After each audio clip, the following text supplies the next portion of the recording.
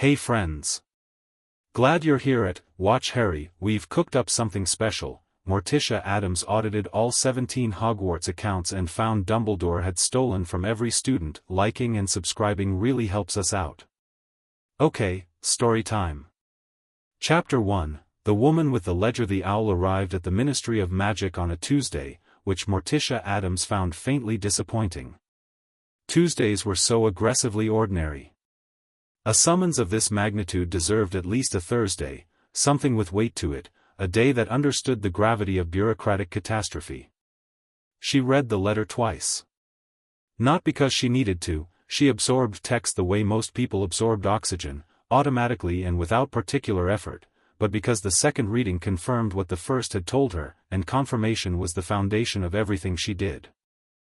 The Ministry of Magic, Wizarding Britain's governing body, required her services as an independent financial auditor for an institution called Hogwarts School of Witchcraft and Wizardry.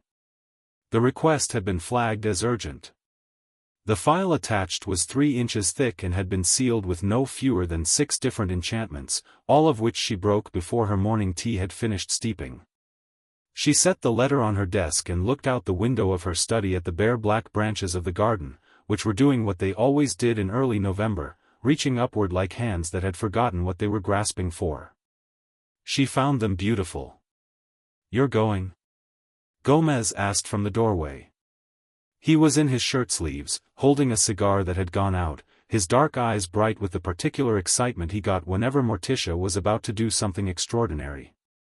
Which was most days, but he never stopped being excited about it. "I am." She picked up her tea. 17 years of accounts, apparently. Someone has been quite creative. Creative. He rolled the word around in his mouth like it was cognac. How creative? I won't know until I see the books. She turned from the window. But the ministry sealed this file with 6 enchantments, Gomez. They don't do that for rounding errors. He let out a low whistle and bit the end off his cigar, then remembered it was unlit and simply grinned around it.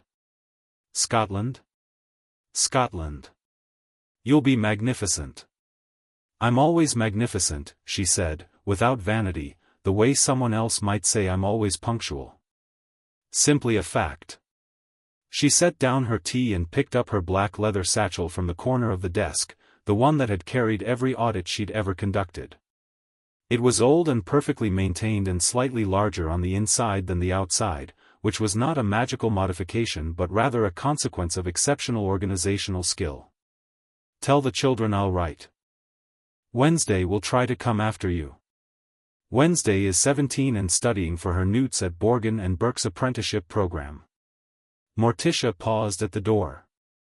She may come at the weekend if the case is still open. And if it's closed by then? Morticia smiled. It was the smile she reserved for problems that had not yet understood they were already solved. Then she'll come to celebrate. The Hogwarts Express, she was informed cheerfully by the ministry's liaison, a nervous young man named Perkins who kept checking her satchel as if it might bite him, did not run on Tuesdays outside of term-time passenger service. She would need to apparate to Hogsmeade and approach the castle on foot. Or by carriage, Perkins offered. The school can send, I'll walk, Morticia said. He blinked. It's November. In Scotland. Yes, she agreed pleasantly. The walk from Hogsmeade to Hogwarts took 20 minutes in cold that had opinions about it, a biting, personal cold that got into collars and cuffs and made very clear it hadn't invited visitors. Morticia walked through it in a straight black dress and a coat that was entirely inadequate by any practical measure, her dark hair pinned at her neck, her pace unhurried. The castle came into view through the mist and she stopped for a moment on the hillside and looked at it. It was extraordinary.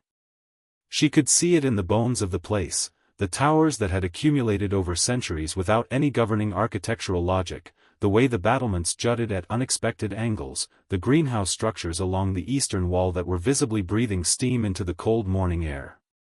A living thing. Old enough to have forgotten what it looked like before it was loved. She felt something very close to warmth about it and continued walking. The great doors opened before she reached them, which she noted approvingly. Either someone had been watching from the towers, likely, or the castle itself had decided she was expected. Given what she'd read in that file, she suspected the castle had better institutional memory than most of the people inside it. A woman was waiting just inside. Small, sharp-eyed, tartan-robed, with the bearing of someone who had spent decades being absolutely correct and was deeply accustomed to nobody thanking her for it. She looked at Morticia with the expression of someone reassessing a situation they thought they had already assessed. "Mrs. Adams." Her voice was precise. "Scottish. I'm Professor McGonagall. Deputy Headmistress." "Professor." Morticia shook her hand. The handshake was firm on both sides, two women establishing coordinates. "Thank you for opening the school to this process." "I had very little choice in the matter," McGonagall said, which Morticia respected enormously. She had no patience for false graciousness. The ministry's mandate was unambiguous. "Yes." Morticia looked around the entrance hall. Stone floors, hourglasses above the corridor entrance showing house points in colored gems, portraits whose subjects were watching her with varying degrees of alarm and curiosity. A suit of armor near the staircase turned its head 3 degrees to follow her. "Is Professor Dumbledore in residence?" Something moved across McGonagall's face. It was brief and carefully managed, but Morticia caught it the way she caught everything, not because she was looking for it, but because she was always looking. "He's currently traveling on order business. He's expected to return within the week." "That's fine," Morticia said. "I'll have read everything by then." She turned to McGonagall with a pleasant smile. "Where shall I work?" They gave her the headmaster's office. She suspected McGonagall had done this deliberately, not as a power play, but as a statement, a very Scottish, very precise statement about whose side the deputy headmistress was on in a conflict that hadn't been named yet. The portraits of former headmasters and headmistresses watched her from their frames with expressions ranging from offended to fascinated as she set her satchel on the desk that smelled of lemon drops and something older and more specific, like old paper and certainty. Dumbledore's own portrait frame was empty. Either he was alive enough that it hadn't filled yet, or it was simply waiting. Either way, she ignored it and opened her satchel. The ledgers came out first. Not the school's ledgers, those were in a locked cabinet that she noted the location of and would address presently, but her own working notebooks, 7 of them, black-covered, indexed, with her personal notation system that she had developed over 31 years of auditing institutions in both the wizarding and non-magical worlds. She arranged them on the left side of the desk. Then her ink, her quill, her secondary quill, her reference texts. Then, last, the ministry file, which she broke the remaining seals on and spread open on the right side. A house elf materialized with tea, took one look at her desk arrangement, and had the wisdom to set the tray on the side table rather than anywhere near the working surface. Morticia turned and regarded it for a moment. "Thank you," she said. The elf blinked enormous eyes, apparently unaccustomed to being thanked. "Tippy is happy to serve the auditing lady," it said, and then popped away with the slightly dazed quality of someone who had received unexpected kindness and didn't quite know what to do with it. She poured her own tea, picked up the ministry file, and began to read properly. The ministry's flag for the audit had been triggered by a complaint. She had known that from the sealed file, but now she had the specifics.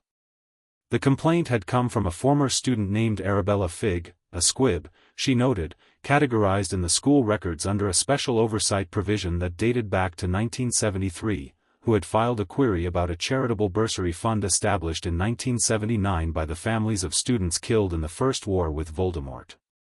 The fund had been documented in ministry records as holding 12,000 galleons at its establishment. Mrs. Fig, now elderly, had been trying to access records on behalf of a young relative who qualified for assistance under the fund's original terms. The ministry had looked. The fund held 11 galleons. Someone at the ministry had been sharp enough to recognize this was not the result of normal drawdown, the fund's term specified conditions under which it could be depleted, and none of those conditions had been triggered. Someone had been even sharper in recognizing they were not qualified to investigate this alone, and had reached for the one firm in the wizarding world that handled cross-institutional forensic accounting. Adams and Associates. Which was, in its entirety, Morticia. She set down the ministry file and went to the locked cabinet. The lock was a standard ministry-grade enchantment, the kind put on things to discourage casual interference. She tapped the lock once with her wand in a sequence she developed for exactly this class of enchantment, and the cabinet swung open, revealing 17 years of Hogwarts financial records stacked in neat annual volumes, each one labeled with a school year in gold lettering on the spine. She carried all 17 to the desk. She piled 12 on the floor beside her chair in chronological order, set the 5 most recent on the desk, opened the current year's volume to the first page, and picked up her quill. Fawkes the Phoenix watched her from his perch in the corner. He had made a sound when she first came in, something between a trill and a question. She had looked at him. He had looked at her. Then he'd ruffled his feathers and settled, which she took as acceptance. "Don't worry," she told him, not looking up from the ledger. "I'm very good at this." Fawkes made a soft sound. It sounded, improbably, like someone exhaling with relief. The first hour she spent simply reading. Not looking for anything specific, that came later, but building the map of the system, understanding how the accounts were structured, what categories existed, how transfers were notated, what the shorthand meant. Every institution had its own financial language and you had to learn it before you could read it. She took notes in her first black notebook, building an index of account codes, a glossary of the school's notation, a map of how the different funds related to each other. The structure was, she had to admit, elegant. Whoever had designed this system was not a fool. There was a main operations account that ran the castle's day-to-day costs, food, maintenance, staff salaries, supplies. There were 17 house accounts, one per house per year, that held student fees and generated a small interest income that was meant to cover house-specific activities and minor student needs. There were 7 restricted funds with specific charitable or educational purposes. There were 3 endowment accounts established by former students and governors, generating annual income. There was a staff welfare fund, a library development fund, a Quidditch equipment reserve. And then, tucked at the back of each annual ledger with a notation system that was subtly but distinctly different from everything else, there were what the ledger called special allocation accounts. She stopped on the special allocation accounts and read their section header 3 times. For the administration of exceptional operational requirements as determined by the office of the headmaster, not subject to standard governor's review. She wrote that down verbatim. She underlined it twice. Then she turned to the first special allocation entry for the current year and followed the account number to its transactions. The first transaction was a transfer of 300 galleons from the Orphaned Student Bursary Fund, one of the 7 restricted funds, established specifically to cover school supplies and incidental costs for students who had no family support. The recipient account code led her on a trail through 4 intermediate accounts that each existed, as far as she could determine, for no purpose other than to receive that transfer and pass it on. The 4th intermediate account transferred the funds out of the Hogwarts system entirely, to an external account registered to an entity called the Phoenix Trust. She sat back in her chair and looked at the ceiling. Then she picked up the current year's ledger, set it aside with a small yellow paper marker between the pages, and opened the ledger from 2 years prior. The Phoenix Trust received funds from the same account chain in that year too. She opened the ledger from 5 years ago. Phoenix Trust. 10 years ago. Phoenix Trust. She stood up, carried the oldest ledger from the stack on the floor, 17 years ago, back to the desk, and turned to the special allocation section. The Phoenix Trust account appeared in the very first year. The first entry, dated September of that year, was 400 galleons from the Orphaned Student Bursary Fund. The second entry was 200 galleons from the War Victims' Family Charitable Endowment, which was not, she noted, the same as the bursary fund Mrs. Figg had queried about. That was a separate fund. She'd found 2 sources in the first ledger alone. She counted the special allocation entries in the first year's ledger. There were 11. She counted the source accounts. There were 7 different restricted or charitable funds feeding into the Phoenix Trust in that first year alone. She picked up her quill and began writing figures in her second black notebook, the one she used for preliminary calculations. She wrote carefully, checking each figure against the ledger before she committed it to the page. The room was very quiet. The portraits occasionally whispered to each other but went silent when she paused her writing, as if they knew she was listening. Outside the tall windows, the November light moved from pale morning to a flatter afternoon gray while she worked. At 3:30, Professor McGonagall knocked and entered with a tray, proper food this time, not just tea. Sandwiches, a bowl of soup, something that appeared to be shortbread. She set it on the side table and looked at Morticia's desk, at the open ledgers and the notebooks covered in her small, precise handwriting, and something moved through her expression. "Have you found something?" McGonagall asked. Morticia looked up from the ledger. She took a breath and considered the question, which deserved an honest answer. "I've found the architecture," she said. "I need to see if it goes where I think it goes before I say anything more." McGonagall stood very still. She was a woman who had taught at this school for many decades, who had watched children grow up and go out into the world and sometimes not come back from it, who had given everything she had to this place. Morticia could see all of that in the stillness. "How bad is it?" McGonagall said. "Just that." Morticia held her gaze. "I'll know by morning." McGonagall nodded once, looked at the tray as if reminding Morticia it was there, and left without another word. The door clicked shut behind her. Morticia turned back to the ledger. She ate the soup without looking away from the page. It was very good soup. She noted this the way she noted everything, registered, filed, appreciated. Then she went back to work. The potions professor arrived at 7 in the evening, which Morticia found interesting because she hadn't asked for him, hadn't heard him knock, and hadn't heard the door open. She looked up from the ledger she was cross-referencing and he was simply there, standing in the middle of the room in black teaching robes with an expression she'd seen before on other faces, the expression of someone who had been sent to do something they weren't entirely committed to doing. He was younger than she'd expected from his ministry file, though perhaps not young, simply someone who wore their age in a way that made the number irrelevant. Dark eyes. A face that had decided a long time ago not to offer anyone anything they hadn't paid for. He looked at her desk, at the open ledgers, at her notebooks, and she caught the flicker, just a flicker, of someone recognizing something they already knew. "Professor Snape," she said. "Mrs. Adams." He looked at her with the assessment fully visible, which she preferred to the kind that was pretending not to assess. "I was asked to ensure you had everything you required."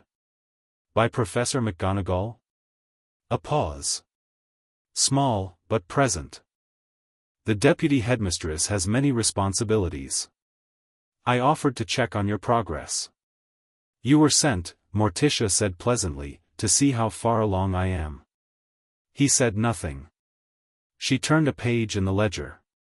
"I'm quite far along," she said. "Would you like to sit down?" He didn't sit down. He moved further into the room in the way people do when they want to see what you're working on without appearing to want to see what you're working on. She tracked his movement with her peripheral vision and kept writing. "I understand you're something of a specialist," he said, examining the bookshelves along the far wall with apparent interest in the titles. "I am. Forensic accounting." He said the words the way someone says a phrase in a foreign language they've rehearsed but don't fully believe. "In both the wizarding and non-magical worlds." "Yes. Unusual combination. I'm an unusual woman." He turned from the bookshelf. His expression had shifted, very slightly. Something that might have been interest, or might have been the professional calculation of someone deciding how much of a problem she was going to be. She suspected it was both. The school's accounts are quite complex, he said. There are notations and systems that would require a working knowledge of how Hogwarts operates in order to be correctly interpreted. I would expect so. She set down her quill, folded her hands on the desk, and looked at him. Are you offering to help me interpret them? I'm suggesting, he said carefully, that without institutional context, certain entries may appear to indicate theft, she said. The words sat in the room between them. His expression did not change. That was, she thought, a very particular kind of discipline. The kind that comes not from not feeling anything but from having trained yourself not to show it because showing it had cost you too much, too often. She recognized the architecture of it. That word, he said, is premature. It may be, she agreed. I've been working for 8 hours and I have 9 more ledgers to get through. I don't draw conclusions prematurely. She held his gaze. But I draw them when the evidence supports them. He looked at her for a long moment. The portraits had gone very still. What would you like from me, Mrs. Adams? He said. Not hostile. Not compliant. Something more precise than either. I would like, she said, for someone to tell me what the Phoenix Trust is. Whatever she'd expected from him, it wasn't what she got. She'd expected a prepared answer, a deflection, perhaps a question in return. What she got was a stillness so complete it was its own kind of answer.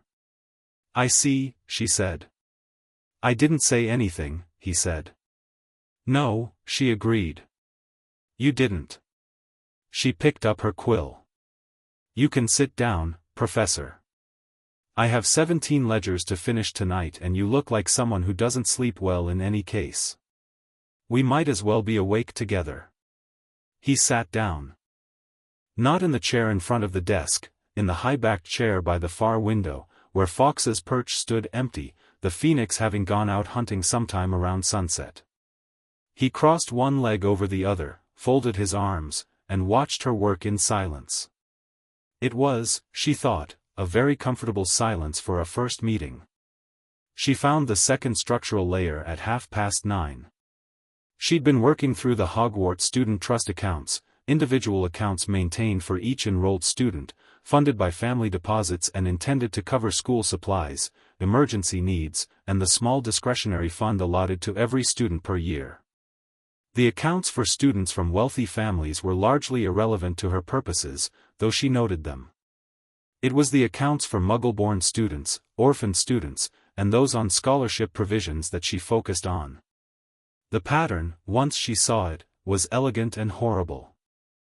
Each year, a small amount, never more than 3% of any individual account, was transferred out under a notation code that she'd seen before and had initially assumed was an administrative fee. Standard deduction.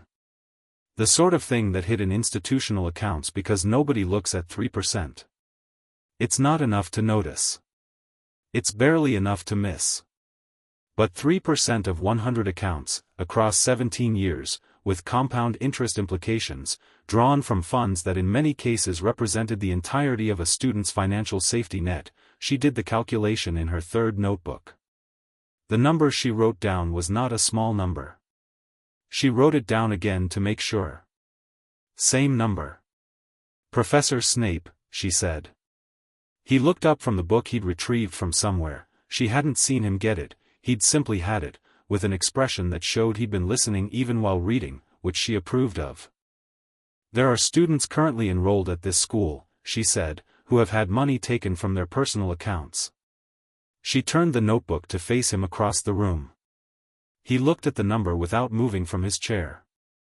That is the total extracted from student personal accounts over 17 years, across what I estimate to be, she consulted her preliminary count, at minimum 96 individual accounts. The actual number may be higher. He looked at the number for a long time. Then he looked at her. And the expression on his face was the most human thing she'd seen from him yet, something stripped back, something that had given up pretending to be made of stone. It looked like an old anger, the kind that has been sitting in one place for so long it started to look like the furniture. You knew, she said. Not accusatory. Simply the next logical conclusion in the sequence. I knew something, he said. I didn't know the number. What did you know? He looked at the fire, which had burned low while she'd been working. After a moment he stood, pointed his wand at it, and it leaped back up. He remained standing with his back to her for a moment. I knew, he said, that Albus Dumbledore fights wars the way a chess master plays. He sees 20 moves ahead. He makes sacrifices that other players haven't even understood are pieces on the board yet. He turned. I knew that some of his resources appeared to come from sources he never explained. I did not ask. He said the last 3 words with a flatness that had something painful in it. I was, for many years, grateful enough for his continued trust that I did not ask. And now, she said. He looked at the number in her notebook again. Something moved through his jaw. Now someone is asking, he said. She turned the notebook back and wrote the next figure. The Phoenix Trust, she said. What does it fund? He was quiet for long enough that she looked up. He was watching her with an expression she couldn't fully read, something evaluating, something almost like respect, and underneath it something that might have been, impossibly, relief.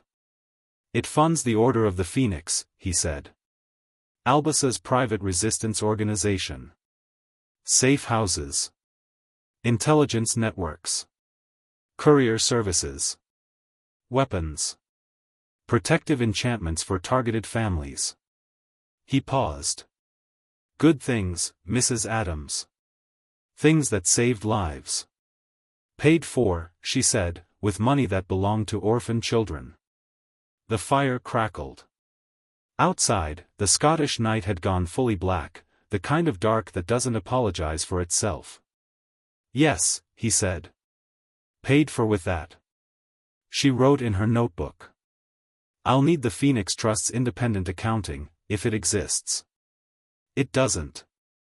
Of course it doesn't. She turned to the next ledger. Tell me about the student welfare funds.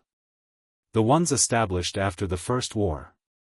He pulled the chair from beside the bookshelf, carried it to a position closer to the desk, not in front of it, off to the side, a colleague's position rather than a supplicant's, and sat down. And then, through the quiet Scottish night while the fire burned and the portraits slept and Fawkes flew somewhere in the dark outside the castle, Severus Snape told her about the money. Not all of it, she suspected there were things he was still protecting, old loyalties with too much scar tissue around them to cut free quickly, but enough. He filled in the institutional context she'd needed, the way the accounts worked in practice versus theory, the real purpose of notations she'd marked for clarification. He was not helping her out of goodness. She didn't think he was particularly interested in being good at this moment. He was helping her because the number in her third notebook was sitting in the room like something that couldn't be put back into a box, and he had spent too many years carrying things that couldn't be put back into boxes, and she thought he was simply, finally, exhausted. She didn't say any of this. She asked clear questions and listened carefully to the answers and wrote in her notebook, and occasionally she made a sound of acknowledgement that wasn't quite agreement but told him she'd understood, and around midnight he accepted tea from the house elf who appeared without being summoned and seemed to have decided Morticia was someone worth keeping caffeinated, and they worked on. She found the third layer at 2:15 in the morning. She'd been through 14 of the 17 ledgers. Her third and fourth notebooks were full and she was working in her fifth.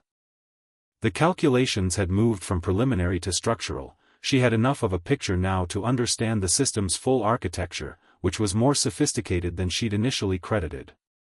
The third layer was the one that made her stop and put down her quill and look at nothing for a moment. The third layer was Harry Potter's vault. She'd been tracking a different account chain, one related to the James and Lily Potter Memorial Fund established after their deaths, when she followed a transfer sequence through 6 intermediate accounts, more than any other chain she'd traced, more obfuscation, more layers between source and destination, and found herself looking at an account number registered to Albus Percival Wulfric Brian Dumbledore, personal. Not the Phoenix Trust. Not a charitable fund. Not a resistance organization. Dumbledore's personal Gringotts account. The transfers were small individually. 20 galleons in October of one year. 30 in March of the next. 15, 18, 40, 12. Nothing that would catch the eye on any single transaction. But she could trace every one of them back through the chain to their source, and the source, across 11 of the 17 years, was the account administered by Dumbledore as Harry Potter's magical guardian, drawing from the Potter family trust. Her fifth notebook had a calculation in it. She looked at the calculation. Then she looked at the fire. Then she looked at Snape, who was watching her with an expression that had gone very careful. He had access to the boys' accounts, she said. Snape said nothing. As magical guardian. She picked up the ledger. When Harry Potter was placed with his Muggle relatives, Dumbledore held guardianship over his magical estate. That guardianship gave him signatory access to the trust. Yes, Snape said. And he used it. She set the ledger down. 11 years of small withdrawals. Not to fund the order. Not for any charitable purpose. Personal account. She tapped the notation in the ledger with one finger. The boy's parents are dead. He grew up without knowing he had money. Without knowing the extent of his inheritance. And his guardian was, she paused, chose the precise word, helping himself. Snape's face had done something she hadn't seen from it yet. Something that looked, underneath all the trained stonework, like fury. How much, he said. She turned the notebook. He looked at the figure. He looked at it for a long time. He doesn't know, Snape said. He wasn't asking. He was placing a fact into the room, something he needed to say out loud. Potter doesn't know. No one knows, Morticia said. That's rather the point of doing it this way. She closed the ledger and set it with the others she'd finished, the small yellow paper markers sticking up from the pages like pale flags. She looked at the 3 remaining ledgers on the desk.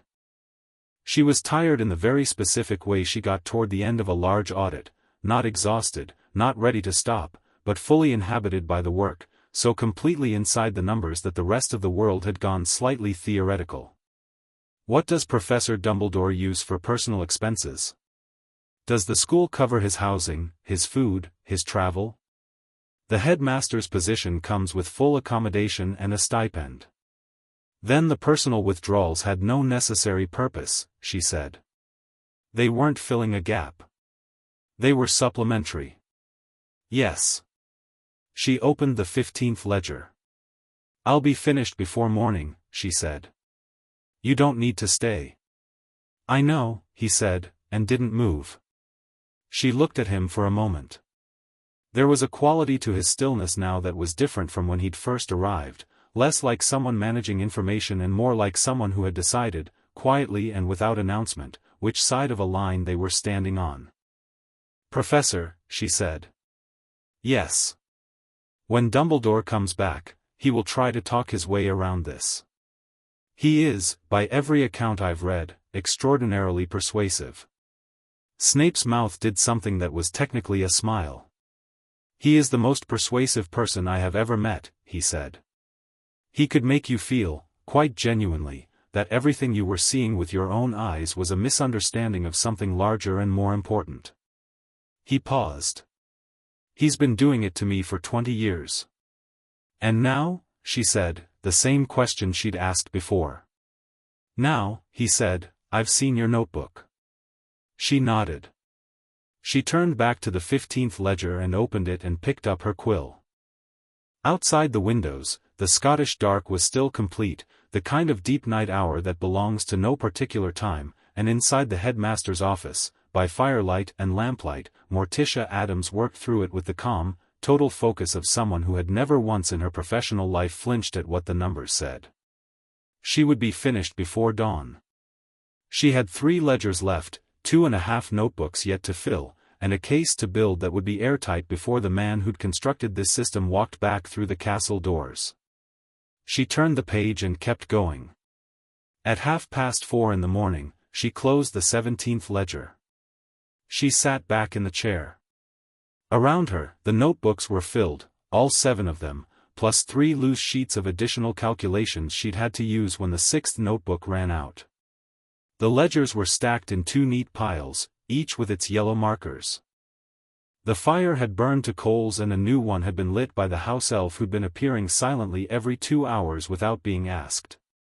The portraits were all awake now, watching her with the silent attention of an audience that has been waiting all night for the final scene. Snape was still in his chair by the window. He'd stopped reading an hour ago and was simply watching. She picked up her quill and wrote 3 lines at the top of her 7th notebook, which had 4 pages of calculations in it. 17 years. 42 source accounts. Minimum estimated total extracted, 2,847,000 galleons. She looked at it. She thought about it. Then she wrote one more line.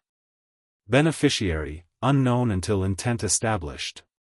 Purpose, contested. Harm, uncontested. She capped her ink, cleaned her quill, and set it down. Then she looked at the desk, at 17 ledgers and 7 notebooks and 3 loose sheets representing 17 years of a man deciding that his judgment about what was necessary was worth more than other people's right to their own money, their own choices, their own lives, including the life of a boy who'd grown up sleeping in a cupboard and had never known what was in his vault. She felt something. It moved through her the way certain music moves through a room, not loudly, not destructively, but completely, touching every surface. She picked up her quill again and wrote one final note at the bottom of the page. He knew exactly what he was doing. That is worse than not knowing. Snape spoke from the window. Done? Done, she said. He stood. He looked at the stacked ledgers and the full notebooks and her face, which was showing nothing and everything simultaneously, the way faces do when the person wearing them is very tired and very certain. What happens now? He said. Morticia stood, straightened her dress, and picked up her satchel to begin loading the notebooks in. Now, she said, I sleep for 4 hours. Then I write my preliminary report. Then I wait for Professor Dumbledore to come home.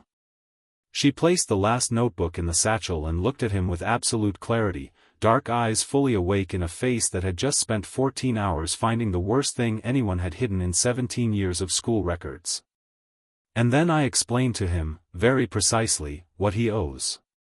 Fawkes returned to his perch sometime just before 5, settling in with a low, quiet song that sounded like the end of a long night and the beginning of something else entirely. Morticia listened to it for a moment. Then she went to sleep in the guest room McGonagall had prepared, with her satchel on the floor beside her and everything she needed already written in her own hand, and slept completely and dreamlessly, the way you sleep when you have done something real. Chapter 2, 17 Ledgers, One Truth. She woke at 9 and felt the difference in the castle immediately. Hogwarts had a particular quality of quiet in the early morning, she'd noticed it the night before, a lived-in silence, the kind that comes from centuries of the same rhythms repeated until the stones themselves have absorbed them. But this morning the quiet had a texture to it, the held-breath quality of a place that has heard something and is waiting to understand what it means. She dressed, pinned her hair, picked up her satchel, and went to find McGonagall. The deputy headmistress was in her office 1 floor below the headmaster's, behind a desk that made Morticia think of a fortress, efficient, impenetrable, and completely covered in student paperwork that was nonetheless organized with military precision. McGonagall looked up when Morticia came in, assessed her face, and reached into her desk drawer for a second teacup without being asked. "You finished," McGonagall said. "I finished." Morticia sat down. "All 17 years." McGonagall poured. Neither of them spoke while she did it, which was a particular kind of courtesy, giving the moment its proper weight before filling it with words. She pushed the cup across the desk. "Tell me," she said. Morticia looked at her. "Professor, I want to ask you something first." "Ask." "How long have you known that something was wrong with the accounts?" McGonagall set down the teapot. She looked out the window at the grounds, where frost had appeared overnight on the grass, hard white lines between the dark blades, and the lake beyond sat under a low grey sky like something keeping a secret. She was quiet long enough that the silence became an answer before the words did. "I suspected," she said finally. "For some years. The restricted funds never seemed to grow the way they should. Endowment income that should have compounded, didn't. When I raised it with Albus, he told me the ministry had changed reporting frameworks, that it was a documentation matter, that the underlying funds were sound." She looked back at Morticia. "I believed him." Or, she stopped. "Or you needed to," Morticia said, without judgment. McGonagall's jaw tightened. "He is a very easy man to believe when you want to believe him." "Yes." Morticia picked up her tea. "He built this to be invisible. It's not your failure that you didn't see it, it's his skill that he made sure you wouldn't." She paused. "But you filed the original complaint." McGonagall looked at her teacup. "I pointed Mrs. Figg toward the ministry office that handles bursary queries. Knowing what it might lead to." A long pause. "Hoping what it might lead to," she said quietly. "There's a difference." She looked up. "How bad is it?" Morticia reached into her satchel, took out her 6th notebook, the one with the summary calculations, and opened it to the last page. She turned it to face McGonagall and watched the woman read the figures. McGonagall was, in Morticia's experience, made of exceptional material. She had the bearing of someone who had absorbed serious news many times in her life and kept standing. But reading those numbers, something moved through her face that was beyond professional composure, something real and personal and old, like a wound that had been healing in the wrong direction for years and had just been correctly diagnosed. 2,800,000, McGonagall said. Her voice was completely steady. Her hand on the desk was not. "At minimum," Morticia said. "The full figure may be higher once we have access to the Phoenix Trust's internal records, assuming those exist." "The order." McGonagall said the word with something complicated in it, the specific pain of someone who had believed in something completely and now had to figure out which parts of that belief were still standing. "The order's legitimate work is a separate question," Morticia said. "What matters legally is the source of the funding and whether those sources consented to their contribution. They didn't." She turned the notebook back and closed it. "Professor McGonagall, there are students at this school right now whose personal accounts have been drawn on." McGonagall went very still. "Small amounts. Enough to be invisible. But there are students in your 7th year whose educational financial safety net is not what they think it is, and there are former students who relied on restricted fund access that is no longer there. The orphan bursary fund that triggered this investigation holds 11 galleons of its original 12,000. Morticia let that sit for a moment. "I need access to current enrollment records and a list of students on bursary or scholarship provisions. I'd like to speak to some of them today." "You want to talk to the students?" It wasn't a question. It had the quality of someone identifying a thing they hadn't expected and deciding whether it was a problem. "I want to know what they know," Morticia said. "What they were told about their financial arrangements. Whether they've noticed discrepancies." She closed her satchel. "And I think they deserve to know someone is asking questions on their behalf." McGonagall looked at her for a long moment. Then she stood and went to her filing cabinet, and by the time Morticia had finished her tea, there was a list on the desk between them. The library was empty this early except for Madame Pants, who watched Morticia select a table in the far corner with the expression of someone observing an environmental hazard and considering their options.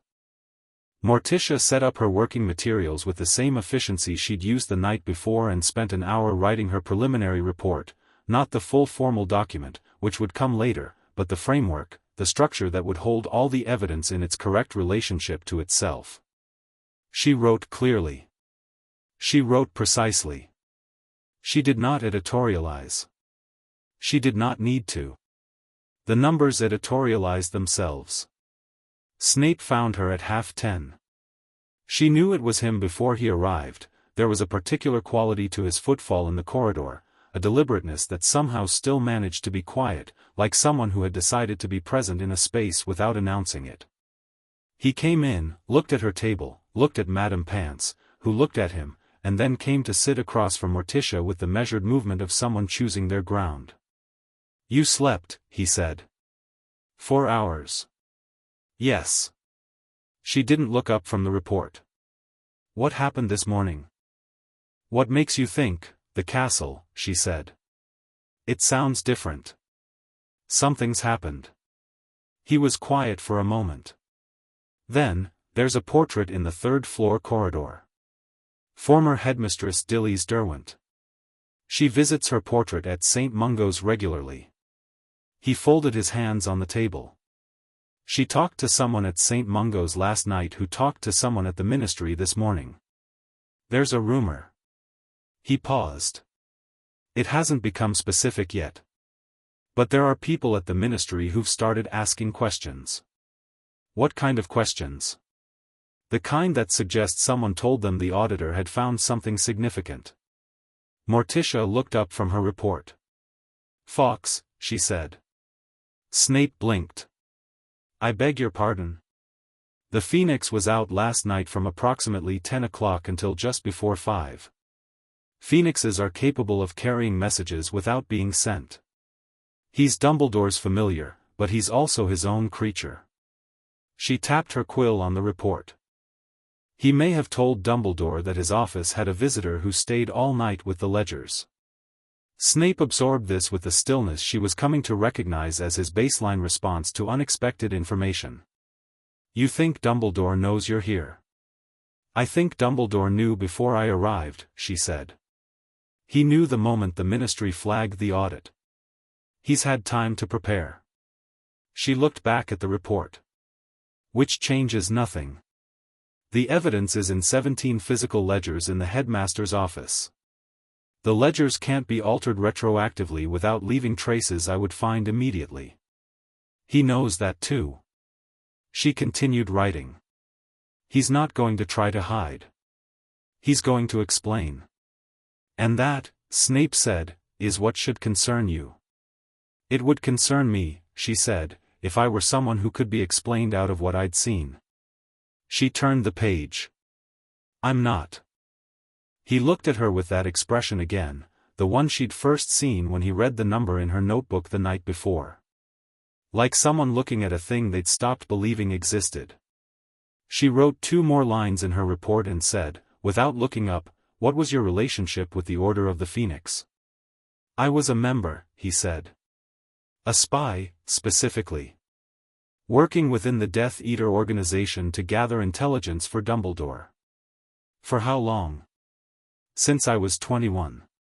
She did look up then. He was 36, she knew from his ministry file. She looked at him and thought about what 15 years of living between 2 sets of people who each wanted to use you, in different ways and for different purposes, would do to a person. The answer was sitting across from her in a library in Scotland looking at the table with an expression that had given up being anything other than accurate. "Did you know what the Order's funding sources were?" she said. "No. I knew the organization had resources. I didn't know their origin." He looked up. "I assumed," he stopped. "You assumed Dumbledore had sources of his own. He was 200 and something years old and the most accomplished wizard alive. I assumed he had arrangements." Something crossed his face. "I didn't ask. I was occupied with other concerns." "You were surviving," she said simply. He looked at her sharply. Not offended, surprised. "Yes," he said, after a moment. "Something like that." She turned back to her report. "You'll need to give a formal statement eventually. Everything you know about the Order's operational funding, even the parts that are inference rather than direct knowledge. You understand that?" "I understand. It will be uncomfortable." "Mrs. Adams," he said, with something almost dry in his voice, my entire adult life has been uncomfortable. A formal statement to the ministry will be a minor variation on the theme. She made a sound that might have been acknowledgement and might, very quietly, have been the first approximation of a laugh. She turned the page. The first student arrived at 11:30. McGonagall had handled it with the care it required, simply asking a handful of students if they'd speak with the ministry auditor, framing it as routine, giving no detail that would spread panic through the school before there was something solid to tell. The student who arrived first was a 7th-year Hufflepuff named Nora Clement, whose file showed she was on a full scholarship provision administered by the Hogwarts Governor's Charitable Trust. 18 years old, both parents dead in a house fire when she was 4, raised by a grandmother who died in her 5th year. The file notation for her scholarship was warm and matter-of-fact: exceptional magical aptitude, demonstrates outstanding character. She was a solid-looking girl with calloused hands and the direct gaze of someone accustomed to navigating things alone. She sat down across from Morticia and looked at the notebooks on the table without flinching. McGonagall said you had questions about finances, she said. My finances? About the funds that support your education, yes.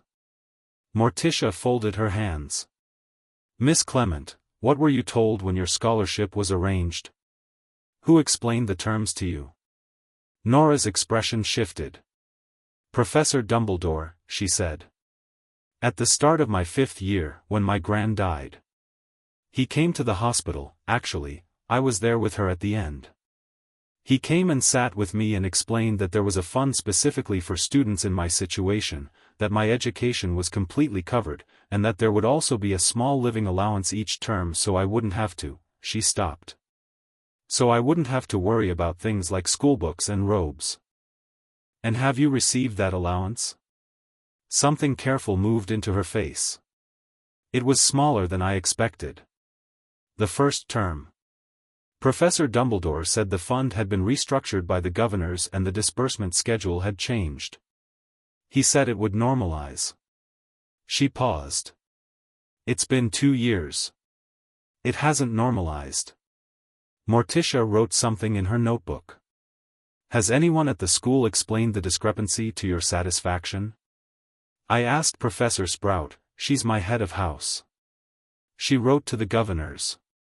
They wrote back saying the accounts were administered by the headmaster's office and any queries should go through him. Nora's jaw tightened.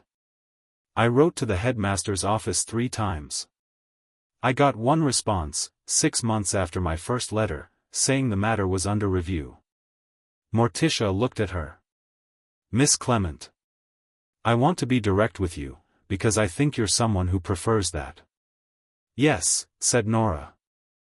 The fund that supports your education has been reduced. Significantly. This is what I am here to investigate. I cannot tell you yet exactly what happened to the funds or what the full picture looks like because I'm still building that picture. But I can tell you that your instinct, that something was wrong, was correct. Nora sat with this. She had the quality of someone who had already half known and had been waiting for someone to confirm it, the specific tension of a person holding a weight they'd been told wasn't there. How much is left, she said. In the fund overall, or in your individual, both, she said. Morticia turned to the page she'd prepared before the meeting. Your individual account holds approximately 64% of what it should hold based on your scholarship agreement. The broader fund that supports students in your situation has been reduced to approximately 9% of its original value. The calloused hands on the table didn't move. But Nora's breathing changed. 9%, she said. Yes. There are 22 students on that fund, Nora said. Her voice was completely level. I know because we eat at the same table on Sunday dinners. Dumbledore started it, he said it was good for us to have community. 22 of us. She looked at Morticia. Did he know our names when he did this? The question landed with the full weight of what it was actually asking, which had nothing to do with administrative records. Morticia held the girl's gaze. He administered the fund personally, she said. He would have had access to everything. Nora nodded once, very slowly, like someone marking a point on a map they'd hoped would be somewhere else. "Okay," she said. "What do you need from me?" "A written account of your correspondence with the headmaster's office and any records you have of what you were told about your scholarship terms." "I kept copies of everything," Nora said. "I keep copies of everything." "Good," Morticia said. She felt the word with more weight than she usually gave it, because it was the right thing to feel. The girl had survived alone and kept records and asked the right questions at the right offices and been redirected for 2 years, and now someone was finally sitting across from her and telling her she'd been right. "I'll need them by this afternoon if possible."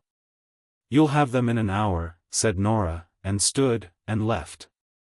Morticia sat for a moment after she'd gone. Then she wrote in her notebook and moved on to the next student on McGonagall's list. By 2 in the afternoon she'd spoken to 7 students.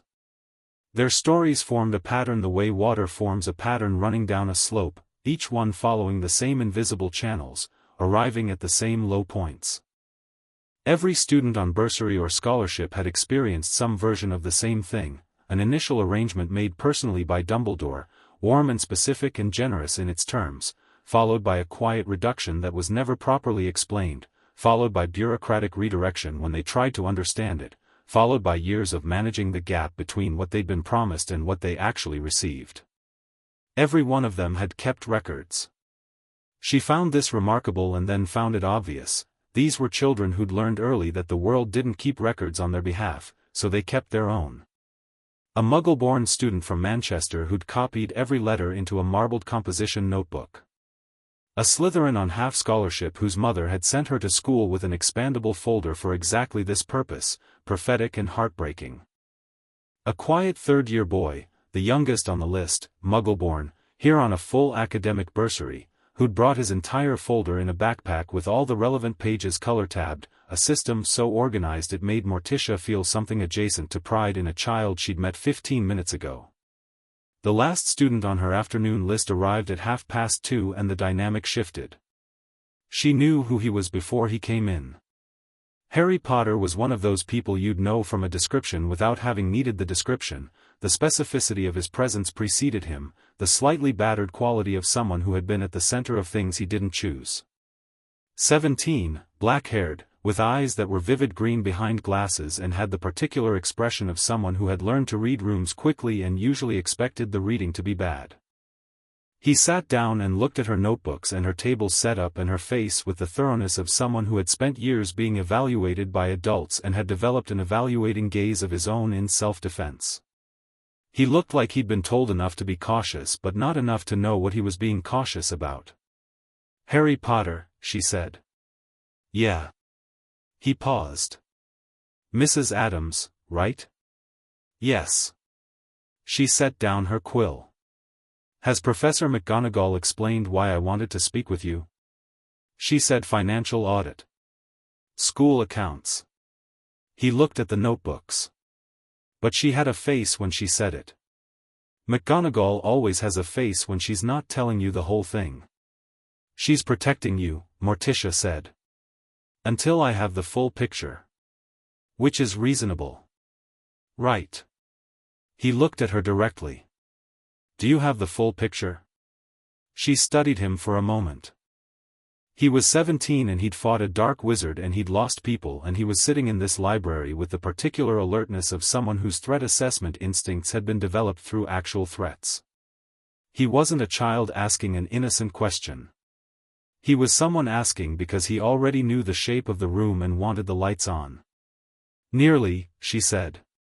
"I have a question first. When you visit Gringotts, when you access your family vault, what do you know about the management of your estate?"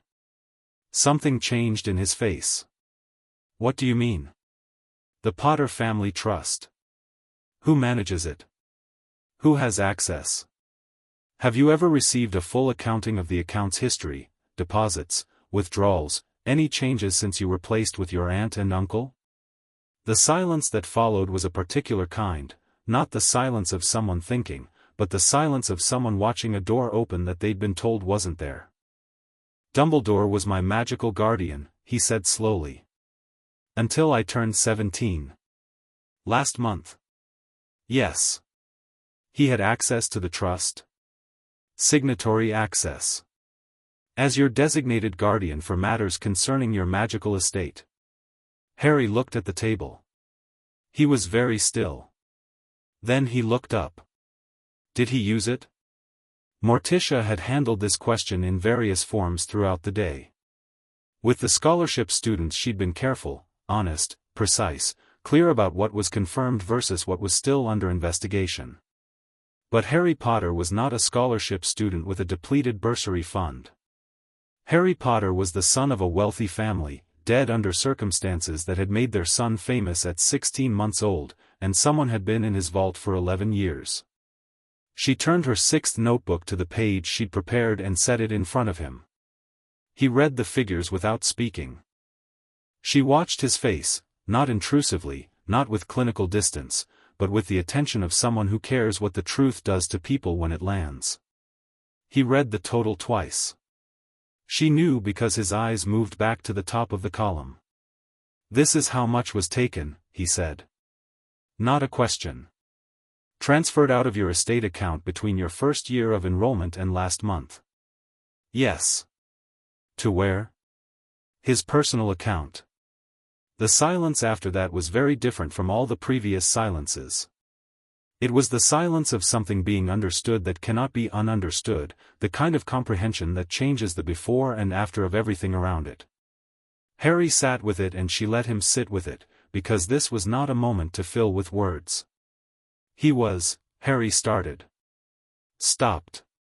He talked to me about money sometimes. He knew I didn't, the Dursleys never told me about my parents' money. I didn't know about it until Hagrid took me to Gringotts before first year. And even then I just assumed it was, the cart going down and the gold in the vault, it was real but it didn't feel like mine. He was talking in the slightly detached way of someone processing while speaking, not performing the processing but actually doing it. He could have told me. He was my guardian. He could have sat me down at any point in 11 years and said, here is your family's estate, here is what it holds, here is the accounting. He looked at Morticia. He never did. No, she said. Because then I would have asked questions. Most likely. Harry's jaw set. It was the specific jaw of someone who has just decided something. What happens now? I complete my report. I present it to the ministry liaison, who will convene a formal hearing. At that point the evidence becomes part of a legal proceeding. She picked up her quill. What happens after that depends on many things. The ministry's appetite for accountability. The evidence's completeness. Who speaks at the hearing? She paused. I expect there will be people who argue that Dumbledore's purposes justify his methods. It will be my job to demonstrate that the law doesn't operate on that basis. And his purposes, Harry said. What were they? Exactly? Funding the Order of the Phoenix. Fighting a war on behalf of the wizarding world. A war, Harry said. A war he was fighting with orphans' money. The word orphans hit the room like a stone hitting water. Harry said it without particular emphasis, which made it heavier rather than lighter. Among other sources, Morticia said. Yes. Harry looked at the notebook one more time. Then he looked at her with something in his expression that she'd seen before, not in children but in people who'd been through things that most adults hadn't, a kind of ruined clarity, the view from the other side of an illusion. He told me once, Harry said, that love was the most powerful magic. That it was what my mother left me that protected me from Voldemort. He paused. He said it like he meant it. I think he did mean it. A breath. And then he went and stole from me for 11 years. Morticia wrote in her notebook. I'll need a statement from you, formally, once the hearing is arranged. You don't have to do anything right now. I know, he said. He stood up. He looked around the library as if seeing it slightly differently from how he'd seen it before, the same room, every shelf in its same place, but the light through the windows had shifted. "Can I see the full report when it's done?" "I'll make sure of it," she said. He nodded. He started to leave, then stopped at the end of the row of shelves. "Mrs. Adams." "Yes. Thank you for," he stopped, seemed to decide against whatever phrasing he'd been reaching for. "For not softening it." "You didn't need it softened," she said. "No," he said. "I really didn't." And he left. Snape was in the corridor outside the library when she emerged at 4 o'clock, the satchel full and her preliminary report 3/4 written. He was leaning against the stone wall with his arms folded and the expression of someone who had been there long enough to have decided they were going to stay there, which meant he'd been waiting and had known she would be done around now. "Potter was in there," he said. "He was." She fell into step beside him. They were heading, she assumed, back toward the headmaster's office, and indeed that was where he was walking. "He's very clear-headed. Disturbingly so, most of the time." Something in his voice was complicated, something that lived in the space between antagonism and something the precise opposite. "What did you tell him?" "The truth."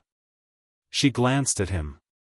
"The specific truth, the amount, the account, the destination." He had a right to it. Snape's expression shifted. Dumbledore would argue he needed to be protected from it. "That knowing would compromise his what?" she said mildly. "His relationship with a man who was stealing from him? His ability to trust the person managing his family's estate?"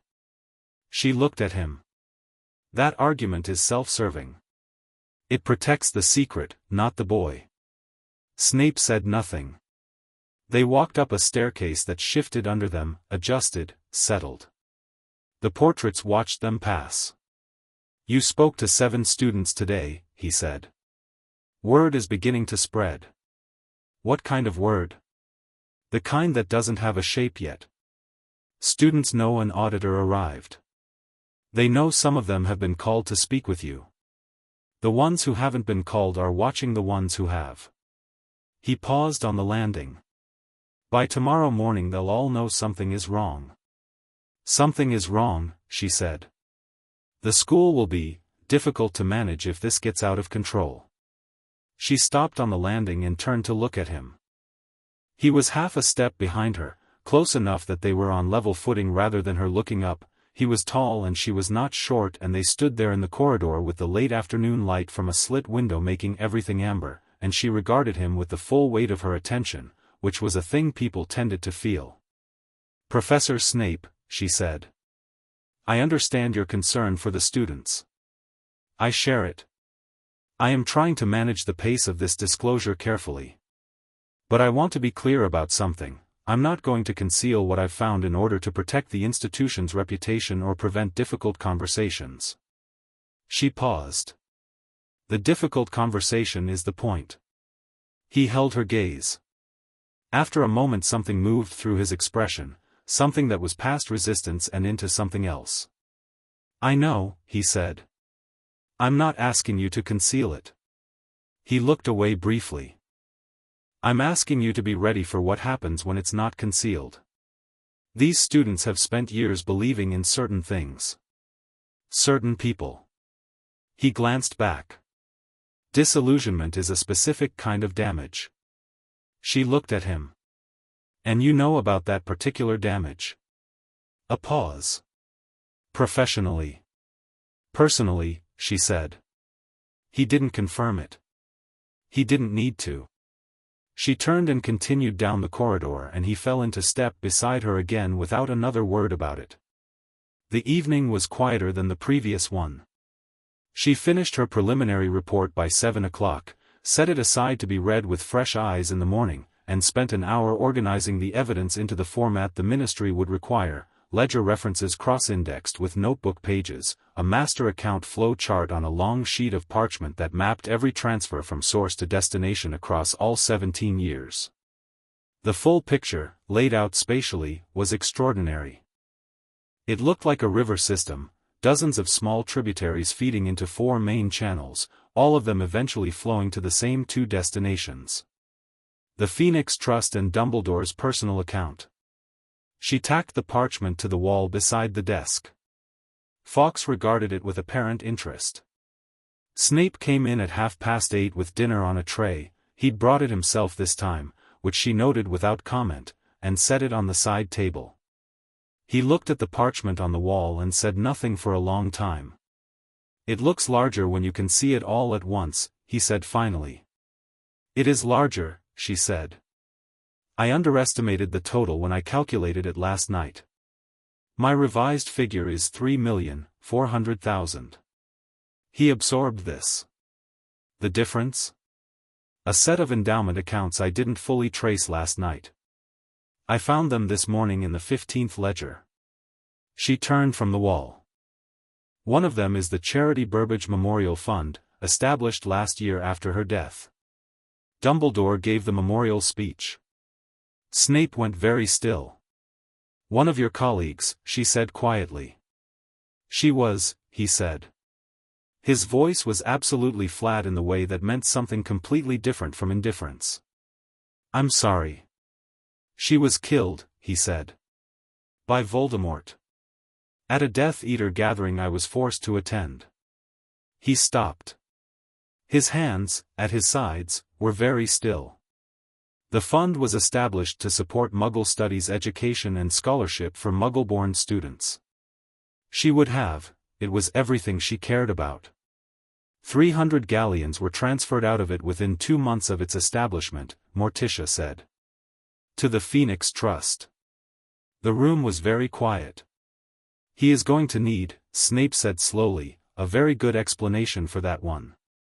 "He's going to need a very good explanation for all of it," Morticia said. "The Charity Burbage Memorial Fund is simply the explanation I am most looking forward to hearing him try." She paused. "What time is he expected back?" "His owl came this afternoon." "Tomorrow evening." She nodded, turned back to the wall, and studied the parchment with the focused consideration she gave to things that were almost finished. "You should eat," Snape said. Less a suggestion than a statement, the kind made by someone who was going to wait to see if it was followed. She turned and looked at the tray, at him, and then sat down and picked up her fork. He sat across from her, in the chair on the other side of the desk now, not at the window, and picked up the book he'd brought and opened it, and they ate in the same comfortable quiet as the night before, except tonight it was dinner instead of the small hours of the morning, and neither of them had to pretend it was anything other than what it was, 2 people in a room, on the same side of a line that had not been a line until very recently, eating dinner and being quietly glad of each other's company. She looked up once and caught him watching her over the top of his book with an expression that quickly became the book again, and she looked back at her dinner and said nothing and felt something she hadn't expected to feel in Scotland in November, surrounded by 17 years of stolen galleons and one deeply compromised wizard's entire legacy. Something rather like interest. She ate her dinner and let the feeling be what it was, and then opened her 7th notebook and began preparing tomorrow's questions for the Ministry liaison's arrival. The castle was different by morning. She'd felt it when she woke, a current of something running through the stones, not alarm exactly but awareness, the particular vibration of a place that has held a secret and felt the secret beginning to press against its walls.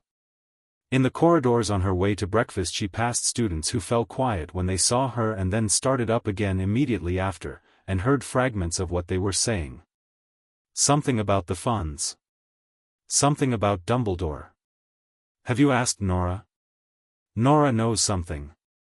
She ate breakfast with McGonagall at the staff table, which the rest of the faculty approached with varying degrees of curiosity, caution, and one case of spectacular overcompensation. A cheerful man with a preposterously large camera who introduced himself as Lockhart from the Board of Governors Liaison Committee, who had absolutely no business being there and whose presence she filed as an information-gathering attempt so transparent it was almost charming. "Delighted to meet you," he said, sitting down uninvited. "I've been in contact with some people at the Ministry and I understand you're conducting a confidential audit," she said pleasantly. "Yes. Of course, of course. Very hush-hush. Only I have some experience in the area of, well, public communications, shall we say, and I thought if you needed someone to manage the narrative when, I don't need anyone to manage the narrative, she said. She looked at him with her full attention, which was not an unkind gaze but was an absolutely complete one, the kind that sees exactly what it's looking at. The truth will manage itself. That's rather its defining quality. Lockhart opened his mouth. Closed it. Picked up his pumpkin juice. McGonagall, beside her, was suppressing something that in another woman would have been a laugh. Morticia went back to her breakfast.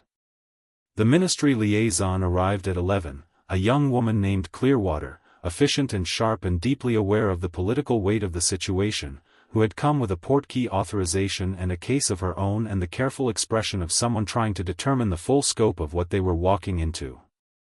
Morticia laid it out for her. Not everything at once, the full formal report would come in 2 days, but the framework. The scale. The structure of the Phoenix Trust diversion. The student account drawdowns. The personal account transfers. Clearwater listened without interrupting, which Morticia appreciated. She took notes. She asked 3 questions, all of them good ones. When Morticia finished with the summary, Clearwater sat back in her chair and looked at the parchment on the wall. Morticia had brought her to the headmaster's office specifically for this, with the expression of someone looking at a thing they'd hoped was smaller than it was. The Wisengamot is going to, she started, and stopped. The Wisengamot is going to have to make decisions it has been avoiding for a very long time, Morticia said. That's their job. Dumbledore has, another stop. He has enormous support. In the ministry. On the Wisengamot. The Order of the Phoenix has provided intelligence and protection for, I know, Morticia said. I've read the case files. I understand what the Order accomplished and what Dumbledore means to a great many people in this country. She folded her hands on the desk. A mess. Clearwater, I'm not here to evaluate his legacy. I'm here to audit his accounts. And his accounts show that he funded his work by taking money from people who did not consent to give it, including children who had no one to protect them from him. Clearwater looked at her. He was, Morticia continued, the person in the room with the most power and the person those children had the most reason to trust. He used both. The Wisengamot can hold 2 ideas simultaneously, that he did great things for the wizarding world and that he committed financial crimes against the most vulnerable students in his care. I recommend they practice doing that, because they're going to need to. Clearwater looked at the parchment for another moment. Then she opened her case and took out a ministry seal. I'll need your full report by tomorrow morning. The minister will want to read it before we formally authorize a hearing. You'll have it tonight, Morticia said. Clearwater nodded and they shook hands and she left, and Morticia turned back to the desk and picked up her quill. Behind her, the empty portrait frame waited in its gold surround, the painted chair inside it still and vacant, the painted books on the painted shelf standing in their painted order. She wrote the first line of her full formal report. It was, she thought, going to be a very long night. But she'd had those before, and they'd always ended with something finished and something true, and she was very good at seeing things through to their end. She turned the page. Chapter 3, The Headmaster Comes Home. The full formal report took her until 3 in the morning. It was 41 pages long. It had a table of contents, a glossary, an executive summary for the minister's reading, and 4 appendices, one for each major category of financial misconduct, cross-referenced by ledger year, account number, and transfer amount. Every claim was sourced to a specific page in a specific ledger. Every calculation was shown in full. There was nothing in it that couldn't be verified by any competent auditor with access to the same 17 ledgers, which was exactly the point. She read it through once when she finished, the way she always did, not looking for things to change but confirming that what was there was what she meant. It was. She sealed it, wrote Clearwater's name on the outside, and sent it with Hogwarts post owl at 3:15. Then she went to sleep. She woke at 8 to the sound of the castle doing something it apparently did every morning, the suits of armor in the corridors shifting to their daytime positions, a low metallic rumbling that moved through the stones like a slow tide. She lay still for a moment and listened to it, this enormous old building adjusting itself to the day, and thought about what was coming. Dumbledore would be back this evening. She had never met him. She'd read everything about him that existed in ministry files, in historical records, in the 3 published biographies, in the correspondence archived in the Hogwarts administrative records. She knew him the way you know a place from maps, all the coordinates, none of the air. But she'd spent 2.5 days inside the system he'd built, and a system was a more accurate self-portrait than most people understood. The man who'd built this was brilliant and meticulous and patient. He thought in decades. He had constructed something that had run invisibly for 17 years, which meant he trusted his own work completely, the trust of someone who has never had reason to doubt their own architecture. That trust, she thought, was going to be the most interesting thing about him. She dressed and went to find Snape. He was in the potions classroom, which was underground and smelled of things that had been steeped and boiled and transformed and occasionally gone badly wrong. He was at the long workbench at the front of the room, doing something with a mortar and pestle that required the kind of focused attention most people reserved for things with higher emotional stakes than grinding. He looked up when she came in and set the pestle down. "You finished," he said. "Sent it 3 hours ago." She sat on the stool at the end of the bench without being invited, which she'd noticed he didn't seem to mind. "Tell me what he does when he comes home." "His routine. He'll speak to McGonagall first. He always does when he returns from a trip, debrief, she'd call it." He picked up the pestle again, then set it down. "Then the staff, if anything significant has happened in his absence. Then students, if there are specific matters." He paused. "He doesn't know what specifically has been found. He knows the audit is happening. He may know more than that, Fawkes, as you said. He knows enough to have prepared," she said. "Which means the conversation tonight won't be about information. He already has the information." She looked at the mortar, which held something dark and finely powdered. "It'll be about framing. He'll want to tell the story before the story tells itself. That," Snape said, "is precisely what he does." "What's his method?" Snape was quiet for a moment. He had the look of someone performing a piece of analysis they've been unconsciously conducting for years and have never had reason to articulate. "He begins with warmth," he said. "Genuine warmth, that's important. It's not a performance. He cares. About people. About the outcomes. You walk into a conversation with Albus Dumbledore knowing you're angry about something and you leave it feeling that your anger was a small and partial response to a much larger situation that only he could see." He paused. "He doesn't lie, exactly. He recontextualizes. He makes you feel that the frame you were using was too small." "Yes. And he provides a larger one. Always with evidence, real events, things that actually happened and actually matter. The Order saved lives. His intelligence network prevented attacks that would have killed dozens. These are true things." He looked at her. "He layers the true things over the uncomfortable things until the uncomfortable things become footnotes." Morticia looked at the wall of ingredients jars along the far side of the room, 100 small glass containers of different colors and textures, each one labeled in a precise hand. "And do you think he believes his own frame?" she said. "Or does he know what he's doing and do it anyway?" Snape was quiet for a long time. "I've asked myself that question for 20 years, he said. "I've changed my answer more than once." He picked up the pestle and began grinding again. "Right now I think the honest answer is, both. He believes his frame is correct. And he also knows that presenting it a certain way will make it harder for you to argue with. Those two things are not mutually exclusive in a man of his intelligence." "No," she said. "They're not." She stood. "I'm going to need you in the room tonight." He looked up. When you meet him? Yes. He'll say I'm compromised. That my presence is, he can say whatever he likes, she said. You were the longest-serving double agent in the recent war. You have direct knowledge of Order operational funding and the periods during which the Phoenix Trust received transfers. Your testimony is material. She looked at him with the calm that wasn't coldness but was a thing adjacent to it in temperature if not in nature. And frankly, I want someone in the room who has seen both sides of this man and is done being moved by either one.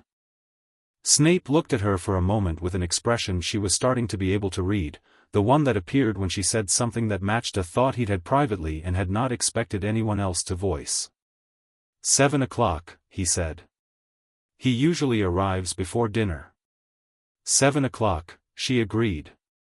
She left him to his grinding and went back upstairs to wait. The day had its own energy. She could feel it moving through the school the way you feel weather moving before it arrives, not from any single source but from everywhere at once. The students who'd spoken with her were speaking to others. The faculty had heard enough to be unsettled. McGonagall moved through the corridors with her spine 2 degrees stiffer than yesterday, which on her was the equivalent of obvious distress in anyone else. Clearwater sent a response to her report at noon, a ministry note, terse and professional, confirming receipt and informing her that the minister had read the executive summary and was convening an emergency session of the relevant oversight committee. A formal hearing date would be set within the week. Morticia was to remain on site. She'd expected this. She'd packed for 2 weeks. The afternoon she spent in the library, not working on the audit, that was complete, but reading. She'd asked for the historical records of the Phoenix Trust registration, which the ministry had found and Clearwater had forwarded. The trust had been registered 20 years ago, 2 years before the transfers began. Its stated purpose was the advancement of peace and the protection of human life in the face of extraordinary magical threats. Its board of trustees was 3 names, Albus Dumbledore, Bathilda Bagshot, and a name she looked at twice, Aberforth Dumbledore, Albus's brother, a man whose only known address was a pub in Hogsmeade called the Hog's Head. She wrote down Aberforth's name. Then she looked at the Phoenix Trust's registration documents more carefully. The founding assets listed were a personal donation from Dumbledore and a charitable contribution from the estate of, she turned the page, Ariana Dumbledore, deceased, who had been Albus and Aberforth's younger sister. She sat with this for a moment. The man had built his resistance organization on his dead sister's estate. He had named it after his familiar. He had then funded it for 20 years with other people's money without their consent, while the organization fought a real war against a real darkness and saved real lives, and he had believed, she was now very sure of this, he had genuinely believed that the arithmetic of it was sound. That the lives saved outweighed the funds taken. That his sister would have understood. That the orphaned students whose bursary money went to safe house maintenance would one day understand too, if they knew, if any of them ever knew, which he had ensured they wouldn't. She closed the registration file. The thing about Dumbledore, she thought, was not that he was a villain. The thing about Dumbledore was that he was a man who'd made one foundational decision, that his judgment about what was necessary was more reliable than anyone else's consent, and then spent decades being right often enough that the decision calcified into certainty. He'd been right about Voldemort when others said there was nothing to fear. He'd been right about the value of resistance when the ministry capitulated. He'd been right about strategies that worked. And every time he was right it reinforced the architecture, the deep belief that his view from the top of the mountain was simply clearer than the view from anywhere else. The problem with that architecture was not its internal logic. The problem was that it had no mechanism for asking whether any given piece of the structure had been consented to. No mechanism for checking whether the people on the ground, the orphaned students, the bereaved families, the children sleeping in cupboards, had been given a choice. That was the crack in the foundation. Not malice. Not stupidity.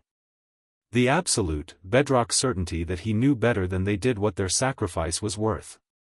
She put the file away and went to get ready for the evening.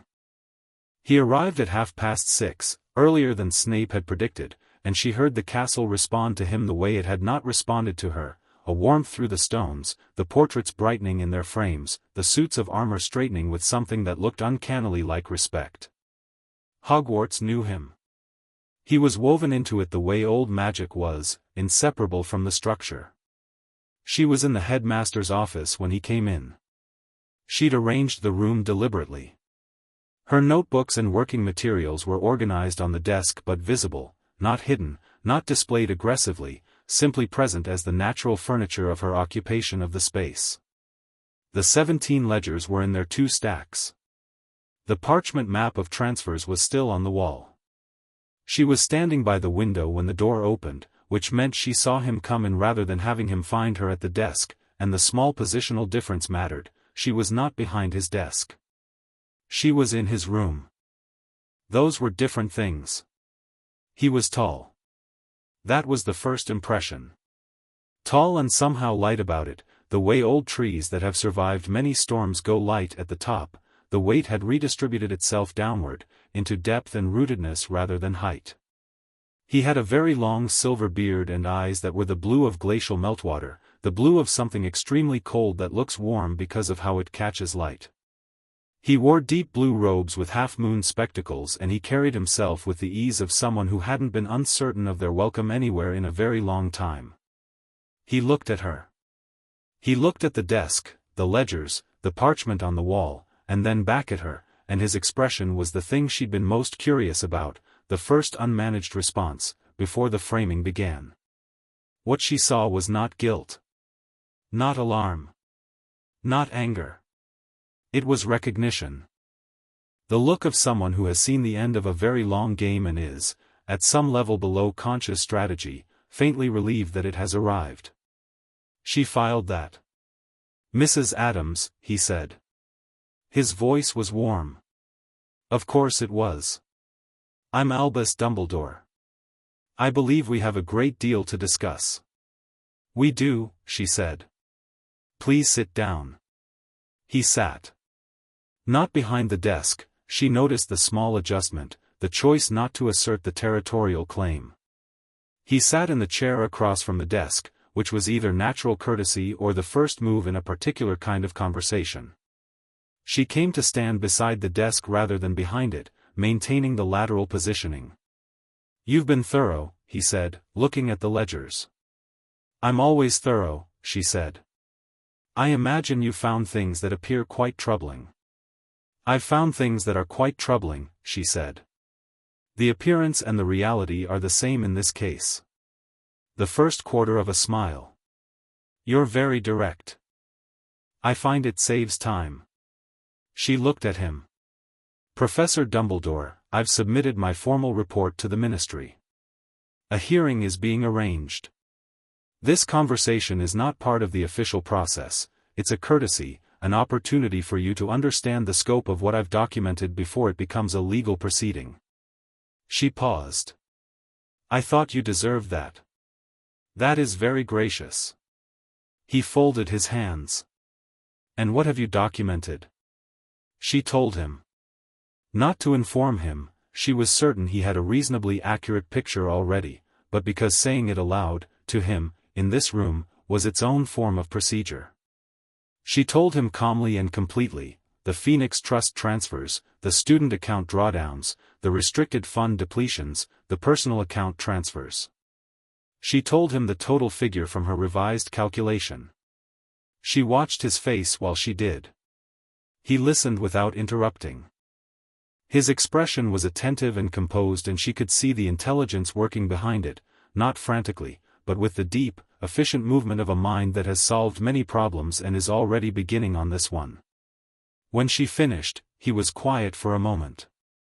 "May I explain?" he said.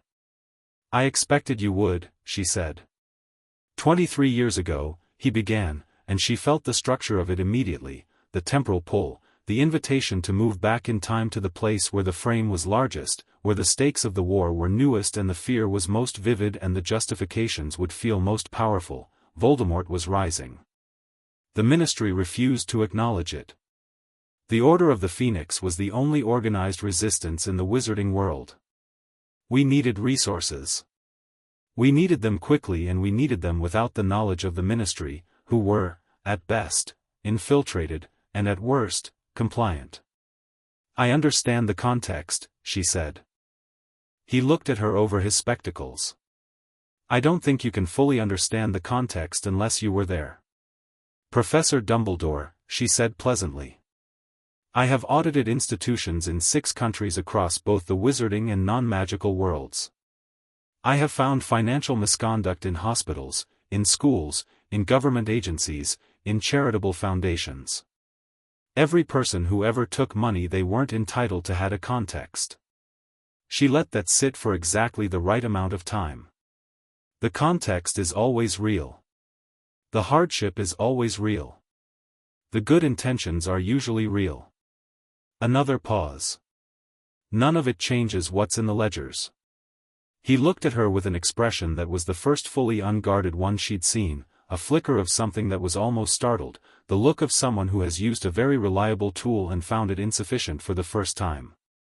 The money funded real work, he said, and now the warmth in his voice had shifted into something more direct, less architectural, something that sounded, she thought, like a man speaking the truth he'd been building toward.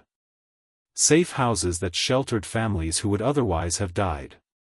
Intelligence operations that prevented attacks.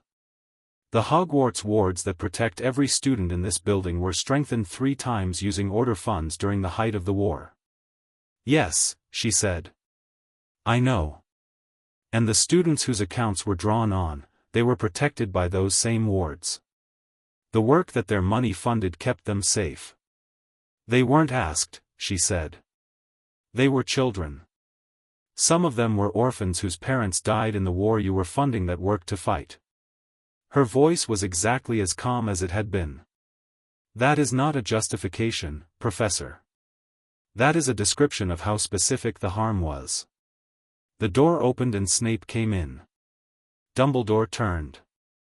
Something moved across his face at the sight of Snape, complex, layered, the compressed history of 20 years between them visible in the half-second before he arranged his expression. Severus, he said. The warmth was back, specifically calibrated. I didn't expect you. Mrs. Adams asked me to be here, Snape said. He sat down in the chair by the window without looking at Dumbledore directly, which Morticia recognized as its own kind of statement, presence without engagement, the posture of someone who is listening rather than participating, for now. Dumbledore looked at him for a moment. At Snape's face.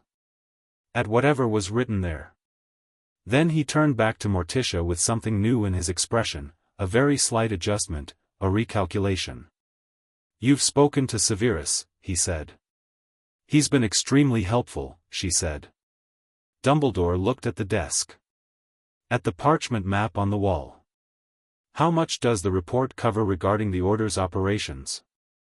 The financial flows only, she said. Operational security is not my remit. I've documented where the money came from and where it went. What it was used for in the field is a separate question for a different proceeding. She paused. Though I imagine that proceeding will come. Dumbledore was quiet. He looked at the parchment map on the wall, at the river system of transfers, all flowing toward those 2 destinations, visible in its entirety for the first time, the architecture that had run invisibly for 17 years now drawn out in plain black lines on plain white parchment. The personal account transfers, he said. He said it quietly, and she heard in his voice the first thing that sounded like discomfort rather than management. You'll want an explanation for those. I will.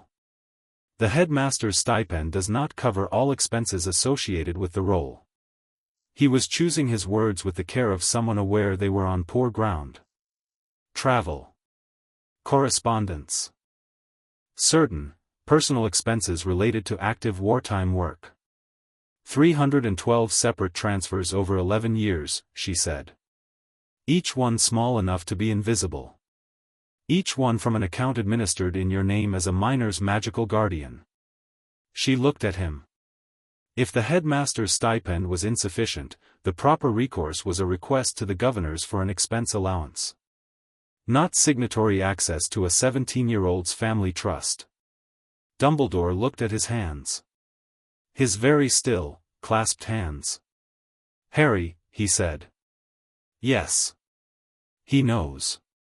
Yes. How did he? I told him, she said. He is 17 years old and the legal owner of the account. He had a right to know what had been done with his family's money. She looked at Dumbledore without hardness but with absolute clarity. I will not apologize for that. Something happened in Dumbledore's face. It was the thing she'd been waiting for, the thing you couldn't get to quickly with a man like this, not the first defense, not the second, but the thing underneath the architecture when the architecture stopped working. What she saw was not guilt in the simple sense. It was something more complicated and more honest, the expression of a man who had known, always, that this specific account was the hardest to justify, who had justified it to himself in the private hours of the night with an argument that worked well enough as long as nobody asked the boy, and who was now sitting in a room where the boy had been asked, and the argument had not survived contact with reality. I kept him alive, Dumbledore said quietly. I made choices that kept him alive when every other option was catastrophic. I arranged his protection. I spent decades ensuring that when the moment came, he would be ready and he would survive. I know, she said. And still, she said. Yes. He looked at the fire. The same fire she'd worked beside for 2 nights, the same room, the same portraits watching from their frames, and Morticia stood beside the desk in the late evening light and watched Albus Dumbledore encounter the possibility that the two things were both true simultaneously, that he had protected Harry Potter, and that he had stolen from him, and that protecting someone did not buy you the right to take from them, and that no one, not even a man who'd saved the wizarding world, got to decide that for someone else. I would like, he said slowly, to speak to Harry. That's between you and him, she said. It has nothing to do with my investigation. He nodded. He looked old, suddenly, in a way he hadn't when he walked in, not physically older, but older in a different way, the specific age that comes from seeing something clearly that you've been not quite seeing for a long time. Then Snape spoke for the first time. The Charity Burbage Memorial Fund, he said. He hadn't moved from his chair by the window. He was looking at the parchment map on the wall, at the line that ran from that specific account to the Phoenix Trust. His voice was completely flat. 300 galleons. Within 2 months of establishment. Dumbledore turned. She was my colleague, Snape said. She was killed because of who she was and what she taught and what she believed. The fund in her name exists because her students and her friends wanted something of hers to continue. He looked at Dumbledore for the first time since he'd come in. You stood at her memorial and you spoke about her dedication and her sacrifice. And 2 months later you transferred 300 galleons from the fund bearing her name. The room was very quiet. Dumbledore said nothing for a moment. When he spoke, his voice had changed again, something removed from it, something that had been holding the framework together. The war continued, he said. The funding requirements, don't, Snape said. Just the word. Quietly. The word of a man who had carried 20 years of this particular kind of explanation and had put it down somewhere in the last 3 days and was not picking it back up. Dumbledore looked at him.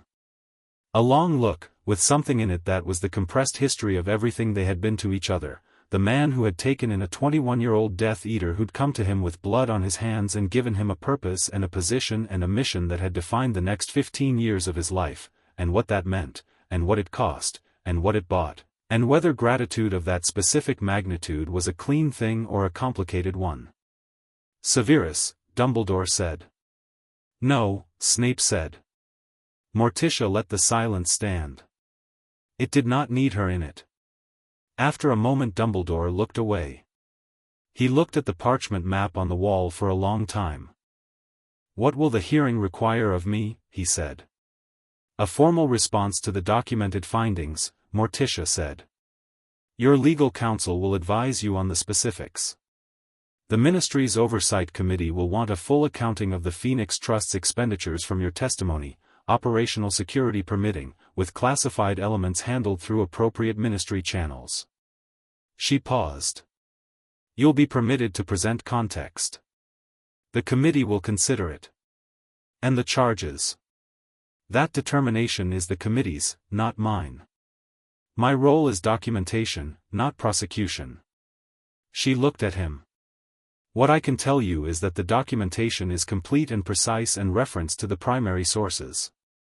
There is nothing in my report that cannot be independently verified. Dumbledore nodded. He stood, slowly, and for the first time he looked like a very old man in a way that was more than affectation, the specific old that comes from a specific kind of exhaustion, the weariness of a person who has run a machine for a long time and has only now stopped to look at all its moving parts. I'd like my office back, he said. Not aggressively. Almost gently. Of course, Morticia said. She picked up her satchel and loaded the notebooks with the practiced efficiency of someone who knows exactly where everything goes. The ledgers she left on the desk, they were school property and needed to stay. She took the parchment map down from the wall, rolled it, and put it in the satchel's side pocket. She was at the door when he spoke again. Mrs. Adams. She stopped. You're very good at this, he said. There was nothing of strategy in it. It sounded like the genuine observation of one skilled person to another, the kind of acknowledgement that comes when the game is over and there's no longer any reason to withhold it. I know, she said. And left. Snape caught up with her on the staircase. He didn't say anything for a moment, just fell into step beside her, and they walked down 2 flights in the particular silence that comes after something significant, the silence of people who have just been in a room where something ended and are now carrying the weight of that ending through the ordinary geography of the world. You knew about the Burbage Fund, he said. Yes. You let me bring it up. Yes. He considered this. Because it would land differently coming from me. Because it was yours to say, she said. It wasn't mine to say. It was something between you and him that I had no right to speak into. She glanced at him. I'm an auditor, Professor Snape. I document what the numbers tell me. What the people in the room then do with that information is theirs. He walked beside her in silence for another flight. Then, he looked old. Yes. He's been that man for so long. He said it without pity but without hostility either, with the specific neutrality of someone describing a landscape they've lived in so long they can finally see it. The wise one. The one who knows. The one who can see the whole board. A pause. I don't think he knows how to be a different one. No, she said. But he may have to learn. They reached the corridor that led to the guest quarters and the corridor that led to the dungeons, and they stopped at the junction without either of them having consciously decided to stop. He'll try again, Snape said. Not tonight. But before the hearing. He'll find a different frame, something more sustainable, she said. Yes. He will. Does that concern you? She looked at him with something that was almost amusement, not the performed kind, not the social kind, but the deep kind that comes from genuinely finding a thing interesting. He can frame it however he likes, she said. The report has been submitted. The committee has the evidence. His framing cannot change what's in the ledgers. She tilted her head slightly. What concerns me is not what he says in his defense. What concerns me is what happens to the people who believed in him when the defense fails. Snape was quiet. He looked down the corridor and then back at her. The students. The students. The faculty. She glanced at him. You. He looked at her with an expression that was doing its careful management again, the stone facing she'd seen the first night, and then it shifted, or something moved under it, the way something moves under ice. I've had a number of years to process my relationship with Albus Dumbledore, he said. I won't pretend the process is complete. But I won't collapse either. I know, she said.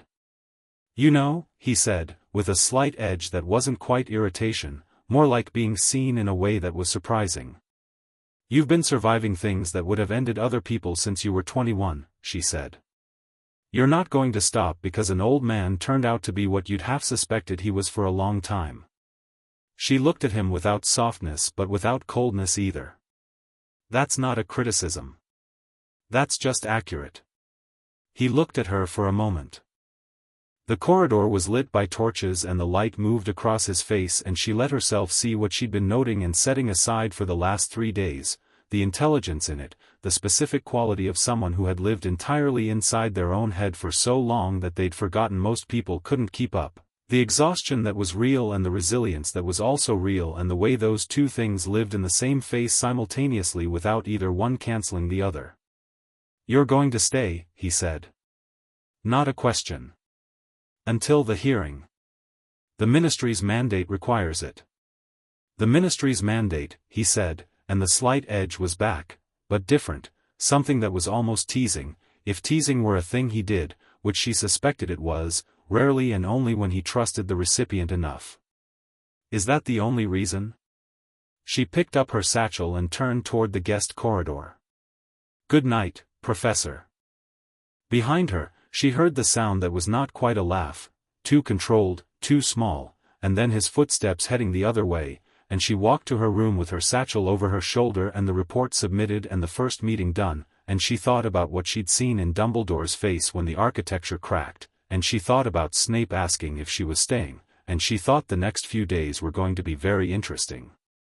The morning after, the school broke open. Not dramatically, not the way you'd expect from children learning that their headmaster had stolen from them. It was quieter than that and more specific, the way real things tend to be when the shock has had a night to settle into something that can actually be felt. Nora Clement walked into breakfast and sat at her usual table and didn't eat. She sat very straight and looked at the staff table where Dumbledore was not sitting. He'd had his breakfast early, before the students arrived, which Morticia noted as either consideration or cowardice and couldn't determine which, and then she looked at Morticia, who was sitting with McGonagall again at the far end. Nora looked at her with the directness she'd had from the first meeting. Morticia looked back. Nora gave a single small nod, the kind that means I know it's real now, and picked up her fork. Harry Potter came in with 2 friends and sat down and said something to them. Whatever he said made his red-haired friend put down his toast and stare at the table for a long moment, and made the girl, brown-haired, watchful, the kind of sharp that was always quietly working, look up and around the hall with an expression that was moving rapidly from surprise through fury into something more organized and dangerous. McGonagall watched it all without eating. She had poured her tea and not touched it.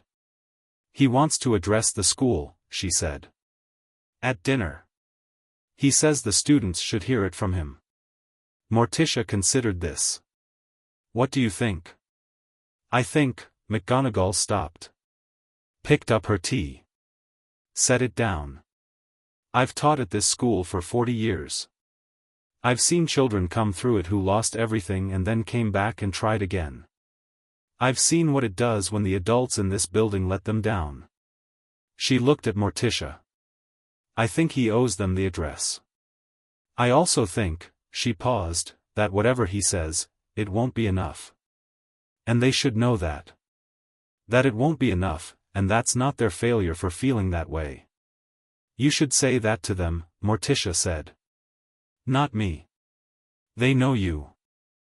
McGonagall looked at her with something that was assessment and something else, the same thing she'd seen in other people's eyes over the last 3 days, the specific expression of someone who has been waiting for a particular type of person to show up. I'll speak after him, she said. Good, Morticia said. At the Slytherin table, a cluster of 7th years were deep in conversation, heads bent together, and Morticia watched them with the same attention she gave to ledger discrepancies, looking not for what they were doing but for what the pattern indicated. These were students who had grown up hearing Dumbledore's name as either savior or enemy, depending on their family politics, and now the ground under both versions was shifting. That particular combination of betrayal and validation was a volatile one. She'd need to watch that. She finished breakfast and went to write her official statement of findings for the formal ministry record, which was a different document from the report, a signed declaration on ministry parchment, attesting to the accuracy and completeness of her audit. It was the document that would open the formal proceedings. Once it was signed and submitted, there was no administrative mechanism to stop what came next. She signed it without hesitation. Dinner was extraordinary. Dumbledore stood at the staff table and the great hall went quiet in the way it only went quiet for him, the particular silence that's actually a form of attention, 400 students and 24 staff with their faces turned toward the same point. He spoke for 20 minutes. Morticia sat at the end of the staff table and listened, and she had to give him this: he was everything Snape had described and more. He was warm without being unctuous. He was honest about the fact that he had done things that would need to be accounted for. He spoke about the war with the specific weight of someone who had lived inside it, not as an abstraction but as a thing that had cost people she was looking at, people whose parents and siblings and friends had died in it, and she watched the hall while he spoke and saw faces that were angry and faces that were desperately trying not to cry and faces that were just very still. He did not fully confess. He framed it as he'd always frame it: a necessary use of institutional resources in an extraordinary situation, decisions made under conditions that he hoped they would come to understand in time. He did not use the words theft or stolen. He used diverted and reallocated and administered differently than intended. The hall listened. And then McGonagall stood up. She didn't wait for Dumbledore to finish completely, she stood the moment he sat down, before the silence could be filled with anything else. And she was not warm. She was not cold either. She was McGonagall, which was its own precise temperature. She said, "What the headmaster has described is a financial investigation that found evidence of funds being taken without the consent of the people they belonged to. Some of those people are in this room. Some of them are at this table." She looked at the students. "You are owed accurate information and you are owed the time to feel however you feel about it without being told your feelings are the wrong size. Anyone who wants to speak to me or Madame Pomfrey or your head of house privately is welcome to do so." She paused. "That's all." She sat down. The hall broke into sound. Morticia watched Dumbledore's face as McGonagall spoke and saw, clearly, the moment he understood that the deputy headmistress who had deferred to him for 40 years was no longer deferring. Not dramatically, not with anger, simply with the calm precision of someone who had decided which thing was right and was doing it. He looked, for a fraction of a second, genuinely surprised. Then he looked at Morticia. And she looked back at him. And in that exchange was something they both understood: the hearing was coming, the evidence was filed, and all his brilliance and framing and the warmth in his voice and the 23 years of being right would need to stand up in front of a formal proceeding and face the simple arithmetic of what the ledger said. She held his gaze without difficulty. Harry Potter was staring at his plate when she glanced his way, and his friends had their hands near him, not touching, just near, in the way that people who love someone keep themselves close when they know the person needs weight around them. The Weasley boy's jaw was tight. The girl, Granger, she'd read the name in the student files, had the expression of someone who had found 3 legal strategies and was currently deciding between them. Morticia turned back to her dinner. Outside the high windows, the Scottish night had come down fast as it always did in November, and the candles in the great hall floated in their usual formation above the tables, and the enchanted ceiling showed the low clouds moving in from the north, another storm coming. She thought, the hearing was in 6 days. She thought, there were still things to find: Aberforth Dumbledore's role in the Phoenix Trust, the full accounting of what the trust had spent, the paper trail for the personal account transfers. She thought, Snape was looking at her from 4 seats down the staff table, and when she glanced at him he looked away in exactly the way that meant he had been looking. She went back to her dinner and let the hall fill with its difficult sound around her and thought about the fact that she was, unexpectedly, not in any hurry to leave. Chapter 4: What was taken. The storm arrived overnight and stayed. By morning the windows were running with water and the grounds had disappeared behind a wall of grey that made Hogwarts feel like the only solid thing left in the world. The lake was invisible.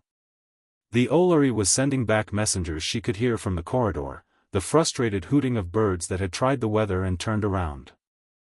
Morticia stood at the window of her guest room and watched the rain come down in sheets and thought about Aberforth Dumbledore. She'd sent a letter to his address at the Hog's Head pub the previous afternoon, requesting a meeting at his convenience, signed with her ministry credentials. She'd had no response. This was not surprising. A man who ran a pub in Hogsmeade and served as a registered trustee of a major financial instrument without, as far as she could determine, any awareness of how that instrument was being used was either genuinely ignorant or carefully positioned to appear so, and either answer was interesting. She dressed, picked up her satchel, and went to find coffee. The staff room was occupied by several faculty members in various states of morning composure. Professor Flitwick gave her a very small bow. Professor Sprout looked at her with the expression of someone who had been awake most of the night thinking difficult thoughts and had arrived at breakfast needing to talk to someone who wouldn't tell her everything was fine. Snape was at the far end of the room with a cup of black coffee and a copy of the Daily Prophet whose headline she could read from the doorway. Hogwarts audit, ministry sources confirm financial irregularities. Dumbledore questioned. She poured her coffee and sat down. It's been picked up by every major outlet, Snape said, setting down the Prophet. Skeeter has a full page in the Prophet. 3 columns of, well. It's Skeeter. 60% fabrication, 40% accurate enough to be damaging. What's the accurate 40%? The transfer amounts. The orphan bursary depletion. The Phoenix Trust. He pushed the paper toward her. Someone at the ministry talked. She read Skeeter's column.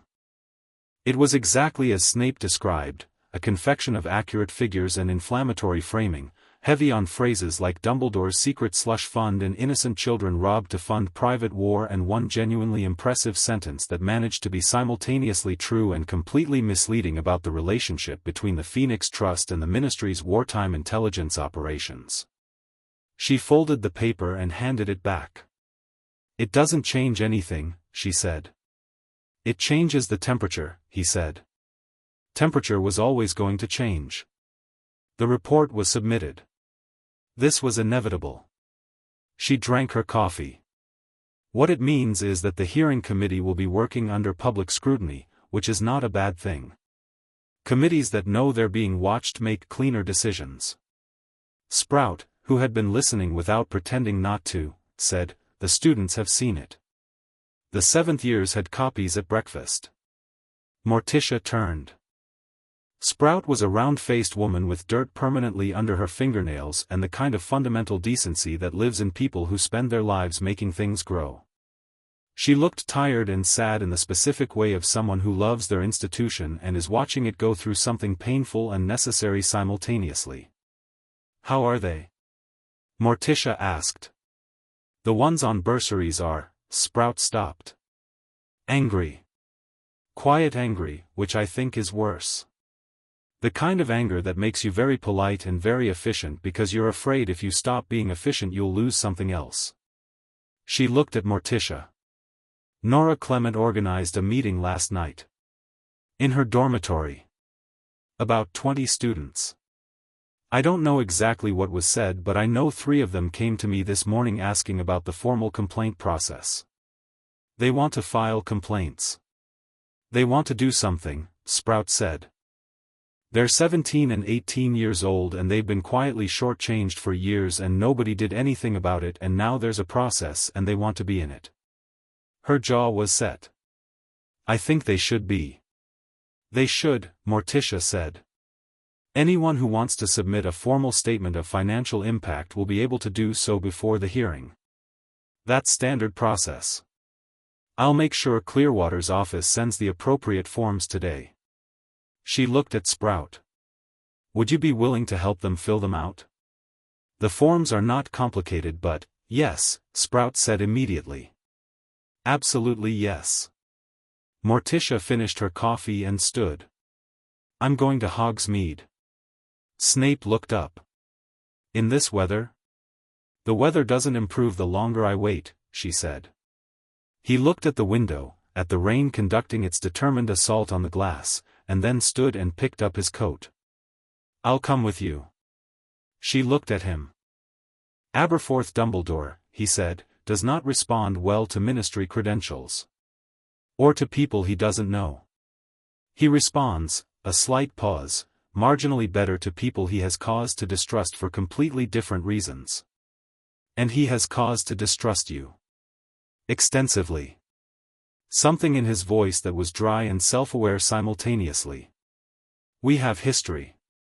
It makes conversations more honest, generally." She considered this. "All right," she said. 10 minutes. She was ready in 5. The path from the castle to Hogsmeade was a misery in November rain. She walked it without complaint and without rushing, which she could tell surprised him. He'd clearly expected either grumbling or a pace designed to minimize exposure to the weather. She simply walked through it at her normal speed, coat collar turned up, the rain doing what it was going to do regardless of her opinion about it. "You're not cold," he said. "I'm cold," she said. "I simply don't find it notable." He looked at her profile. She kept walking. "Where do you live?" he said. It came out slightly less composed than his usual speech, like a question that had been waiting and had decided this was an adequate moment to escape. "Westchester," she said. "New York. The house has been in my husband's family for 4 generations. It's," she considered the word, "atmospheric. Atmospheric. The garden grows things that don't grow anywhere else.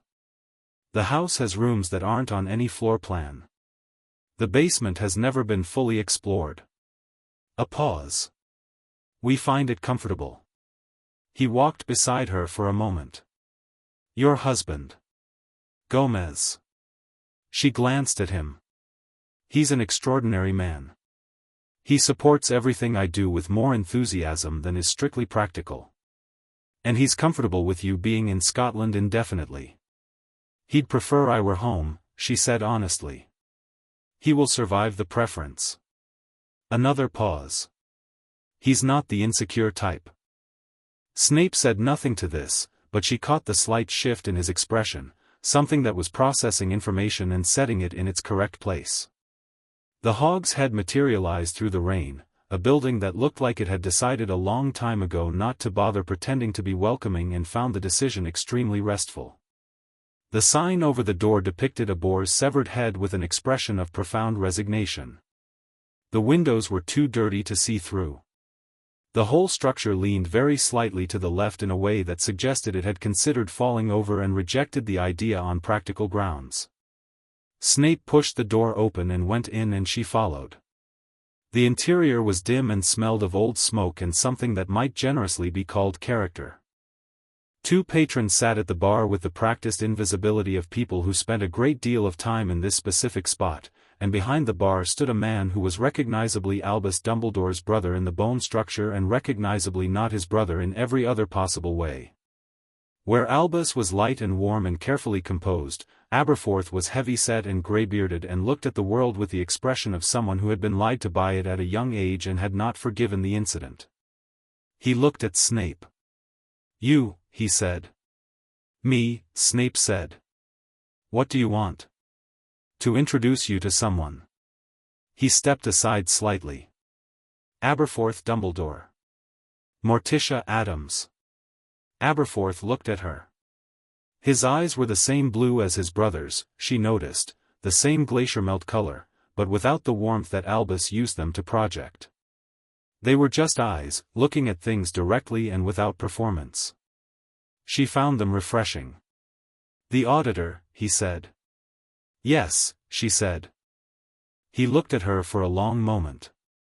Then he turned and put 2 glasses on the bar and poured something from an unlabeled bottle and pushed the glasses toward the 2 seats at the bar's near end.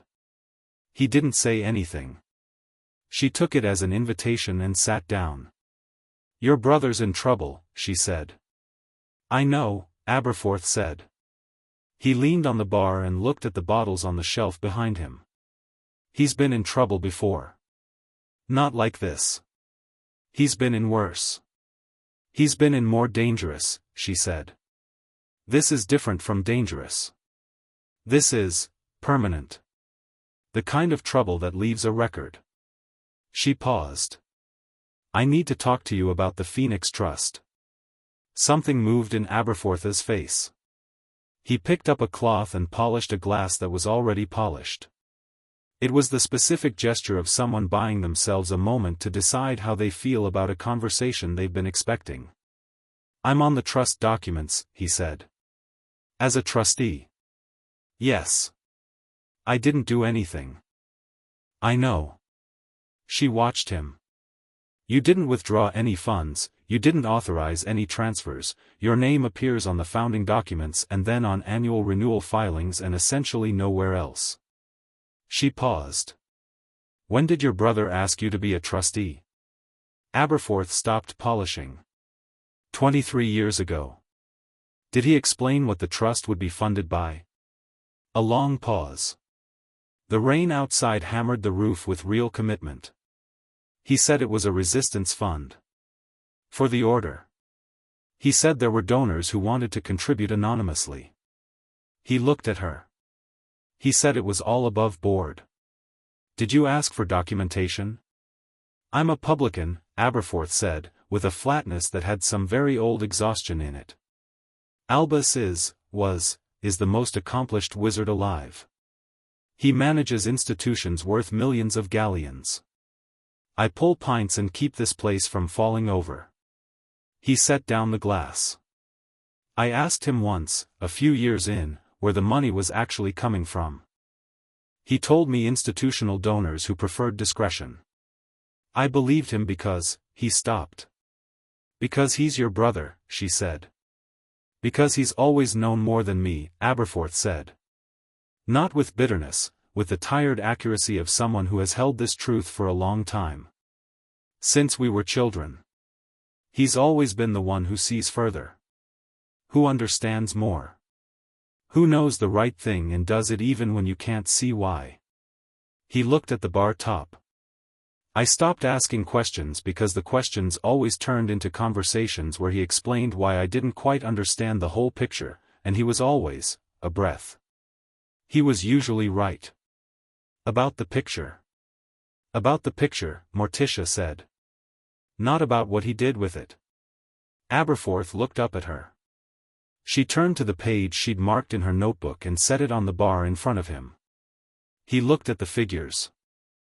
He looked at them for a long time, longer than it took to read them, which meant he was doing what Harry Potter had done, reading them a second time because the first time didn't seem possible. The orphan bursaries, she said, pointing to the relevant line. Students whose parents died in the First War. The fund was established by bereaved families as a memorial. Some of those families had also lost children. She pointed to the next line. And here, Muggle-born student accounts. First-generation wizarding families. In most cases the Hogwarts letter was the first indication these families had that their world contained this kind of institution. They trusted the institution with their children and with what money they had for them. She paused. These families survived the war and sent their children to be educated, and the person who was supposed to protect those children used their educational safety net to fund the war they just survived. Aberforth's hands on the bar were not moving. The order did good work, she said. I'm not disputing that. I'm asking you whether you believe that the families of students whose bursaries were taken would have contributed voluntarily to that work, if they'd been asked. He looked at her. Something in his face was cracking open, not dramatically, not with anger but with a very simple, very genuine grief, the kind that belongs to people who love someone complicated and have spent years managing the complications and have just been shown the cost that other people paid for that management. Some of them might have, he said. If they'd been asked. His voice was rougher. They weren't asked. No, she said. Because Albus doesn't ask, he said. He never has. He decides. And then he stopped. Started again. When we were young. When when she needed care. He decided what was best for her without, he was 17. He thought he knew. He was wrong about that one. He looked at the shelf of bottles. He's been trying to be right ever since, as if being right about everything else will balance that scale. The rain had eased slightly, or the roof was blocking it better, or the room had grown quieter from within. Morticia sat still and listened and did not rush him. "What do you need from me?" Aberforth said. "A formal statement about your role as trustee and what you were told about the trust's funding sources," she said. "It will need to go to the ministry before the hearing." "When's the hearing?" 5 days. He nodded. He poured himself a glass and didn't drink it, just held it. "Will it? What happens to him?" "That's the committee's decision," she said. "I document. They decide." She met his gaze.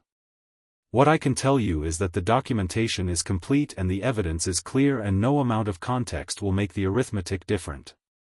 She paused. "What happens after the arithmetic is a question of what the wizarding world decides it values." Aberforth looked at Snape, who had been sitting 2 seats down the bar in the quiet of someone who knew when not to speak. "And you," Aberforth said to him. "You were with him for 20 years. "Yes," Snape said. "Knew what was going on." "Not the specifics of the funding." Snape looked at the bar top. "I knew there was a source I didn't fully understand. I didn't ask because," he stopped. "Because I owed him. I believed I owed him. For taking me in when," he paused again. "It's complicated." "It's complicated," Aberforth echoed, and something in his voice was not quite bitterness and not quite sympathy and landed somewhere between them. "That's what everyone says about Albus. It's complicated." He finally drank from his glass. "It isn't, though. Not really. It's quite simple. He's a man who decided his judgment was worth more than other people's choices." He set the glass down. "Simple isn't the same as small." No one said anything for a moment. Then Morticia reached into her satchel and produced the formal statement form Clearwater had sent through that morning. She set it on the bar with a quill. "When you're ready," she said. Aberforth looked at the form. Then he picked up the quill and pulled the form toward him and began to write, and Morticia sat with her coffee going cold and the rain on the roof and the particular quiet of a room where people are doing the thing that needs to be done rather than the thing that would be easier. They walked back to the castle in weather that had improved to merely unpleasant. The path was muddy and the wind was making pointed observations about the inadequacy of her coat, but she walked at her usual pace and Snape matched it, and they didn't speak for the first 10 minutes. "He'll testify," she said. "I know. Did you expect otherwise?" "I expected he might protect his brother." "He's been protecting his brother's reputation for 40 years, Snape said. He's tired." She nodded. She looked at the castle coming out of the murk ahead of them, its towers resolving from grey shapes into specific stone. "You know what I find most interesting about all of this?" "Tell me." Aberforth said his brother has been trying to balance the scale since Ariana died. Trying to be right about everything to compensate for being wrong about that. She walked. But the more right he was about the war, the more he trusted his own judgment. And the more he trusted it, the further he went without checking. Each correct decision made the next one easier to make unilaterally. She glanced at Snape. He didn't start by stealing from orphans. He started by making a decision that a particular sacrifice was justified. That was the first step. Everything after it was the same step, scaled up. Snape was quiet for a moment. "You've thought about this a great deal." "I've audited a lot of institutions," she said. "The structure is not unique to him. What's unique is the scale, the duration, and the genuine absence of self-interest for most of it." She turned to look at him. "The personal account transfers are the exception. Those I find harder to explain charitably." "He has expensive tastes," Snape said. "In research materials." "In certain," he paused. In things he considers necessary to his work that the stipend wouldn't cover. Such as a slight hesitation. There's a collection of objects. Magical artifacts. Some of historical significance. Some of, he looked at the castle. Some of them are things he's been keeping that have no legitimate institutional purpose. Personal acquisitions. She turned to face him properly. They'd stopped walking without either of them deciding to. Objects that were paid for with the personal account transfers. Possibly. I don't know the specifics. How significant? Significant enough that if they became part of a ministry inventory, the committee would have additional questions. He met her eyes. Significant enough that their existence might explain some of the personal transfers that can't be attributed to reasonable work expenses. She looked at him steadily. He was giving her something. She could feel the weight of the decision in his voice, the specific gravity of someone choosing to cross a line they'd stood on the edge of for a long time. This was not small. He'd been Dumbledore's man for 20 years and was now, standing in a muddy path in the Scottish rain, telling her where to find more. "Where are they?" she said. "His private quarters. The room behind the headmaster's office, on the left." A pause. "There's a cabinet. You'll know it when you see it. Can I access it legally under the ministry mandate?" "The mandate covers all school property and property administered in the headmaster's capacity," he said. "The objects were purchased with school-derived funds. That makes them institutional property, technically." A pause. "That's my read. You'd want Clearwater to confirm. I'll owl her tonight." She turned back toward the castle. "Thank you." He fell back into step beside her. "I've had things I should have said earlier," he said. "About many things. This is," he stopped. "Recent," she said. "Recent," he agreed. She looked at the path ahead. "Better late than never is a thing people say. Do you believe it?" "I believe that the value of saying the right thing doesn't expire based on when you say it," she said. "The timing is a separate question from the truth of it."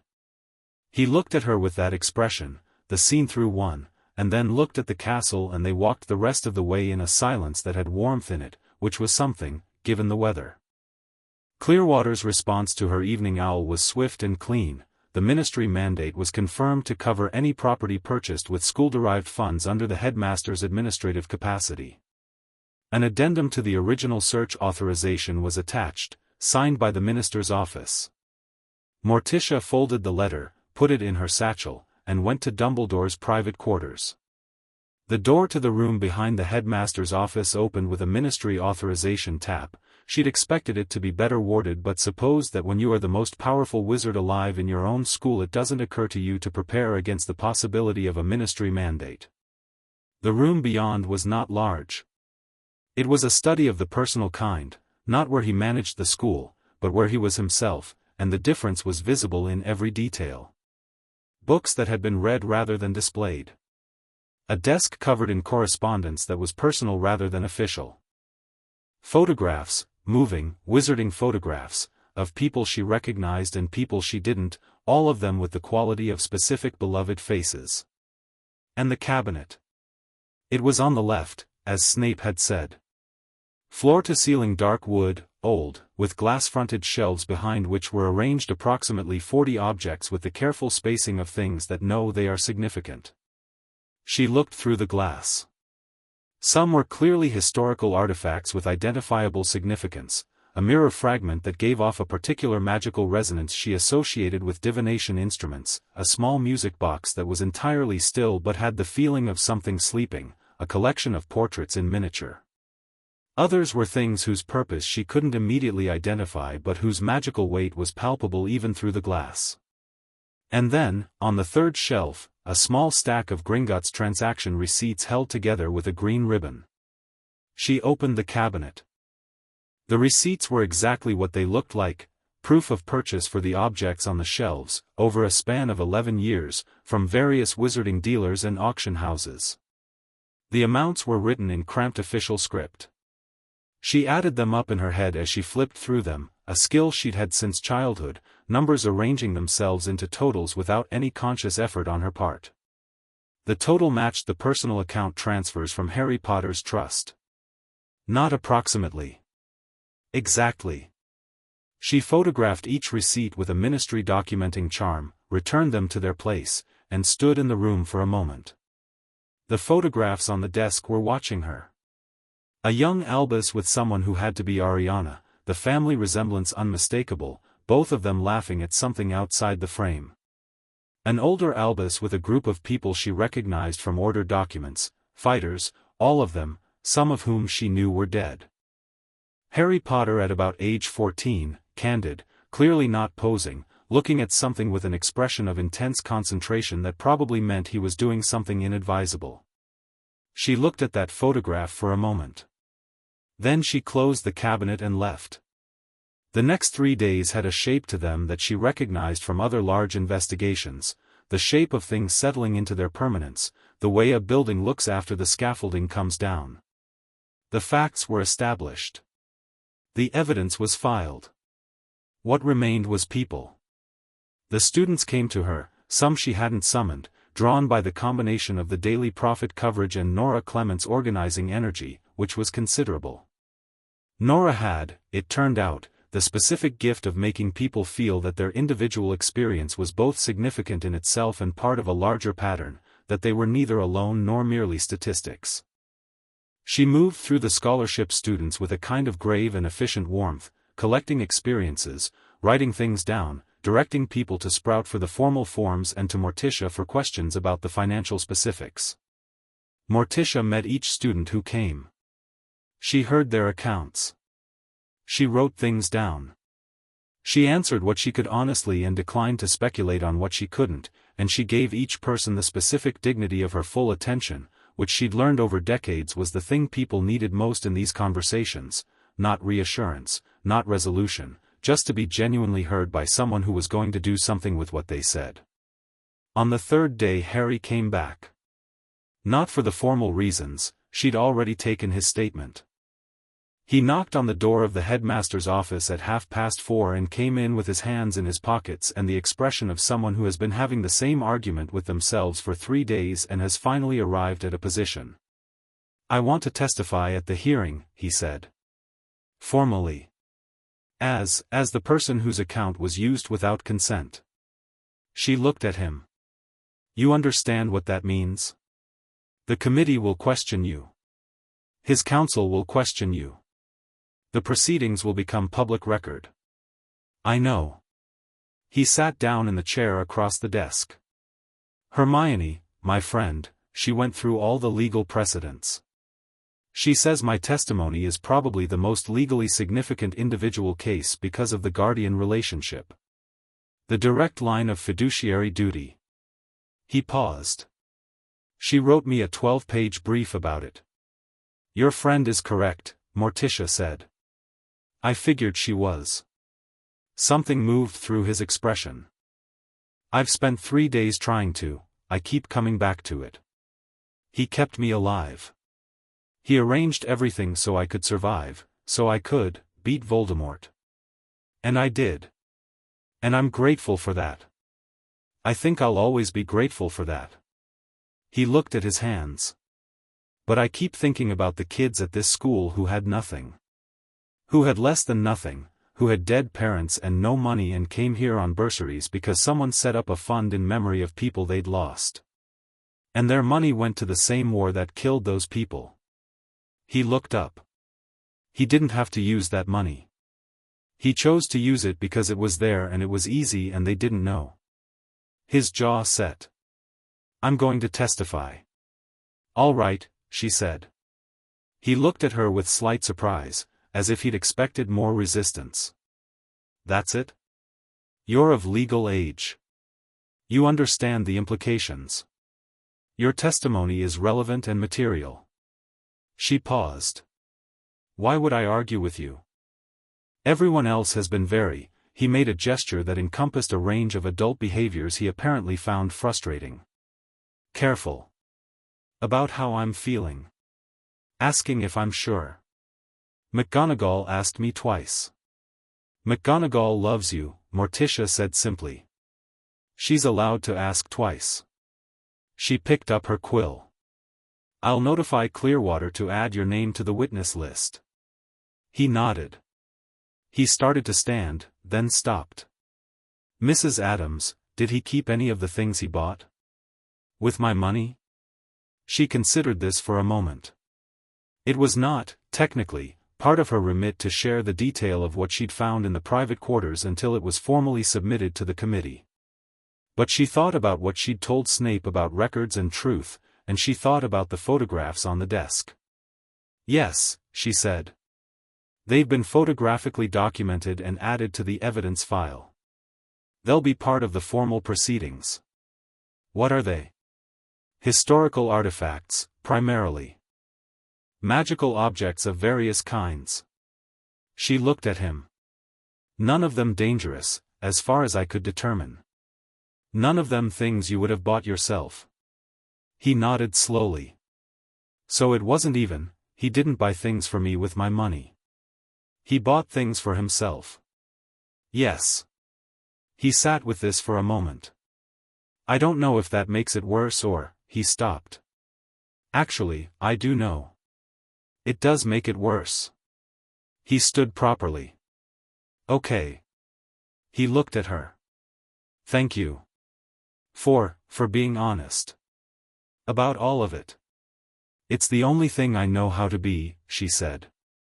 He left, and the door closed, and she sat for a moment in the quiet of the office that was Dumbledore's and was currently hers and would belong to someone else entirely in the not very far future, and thought about the photograph on the desk in the private room, Harry at 14, concentrating hard on something, not posed, not performing, just being a person. And felt very clearly the difference between using someone and caring for them and how those two things could be done simultaneously. By the same person in ways that made the person being used feel, for a long time, only the caring. That was the architecture of it. That was what made it work for 17 years. She picked up her quill and went back to work. The hearing was in 2 days when Dumbledore came to find her.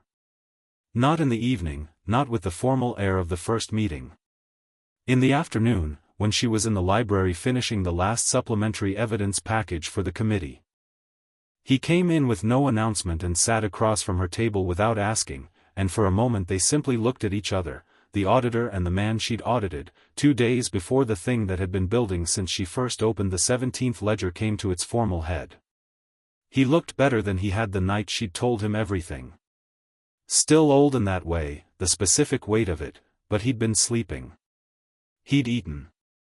He had the quality of someone who had made a decision and found the decision, however difficult, cleaner than the uncertainty. I'm going to make a full confession, he said. She set down her quill. To the committee. Everything. Without the framing, without the context, he paused. Well. Some context. I'm not capable of speaking without context. But I'm going to tell them what I did and why I did it and what I should have done instead. He looked at the table. I should have established a transparent fundraising mechanism for the order. I should have gone to the ministry, or to independent donors, or, there were paths I didn't take because I didn't want oversight. He was quiet. I didn't want oversight because I didn't trust it. I should have found a way to build trust in the oversight rather than working around it. She listened without speaking. Harry, he said. The personal transfers. He was quiet for a long moment. I justified those to myself in a way I am no longer able to justify. I told myself that I was spending that money in service of his protection, his survival, that every resource I deployed was ultimately for him. He looked up. But that's not what the transactions show. And the transactions are more honest than my memory. Yes, she said. They usually are. I'd like to speak to him before the hearing. He looked at her. Not to explain. Not to ask him to understand. Simply to to sit with him and say what I should have said and let him respond however he responds. This was not her domain. She said so. That's between the two of you. It has no bearing on the hearing. I know. He folded his hands. I'm not asking your permission. I'm telling you because, he paused. Because you are the person who made this real. Who turned what I knew privately into something that exists in the world as evidence. And that, he stopped. Started again. That is not comfortable. But it is right.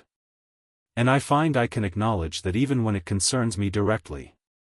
He looked at her with those glacier melt eyes, clear and cold and suddenly, simply human.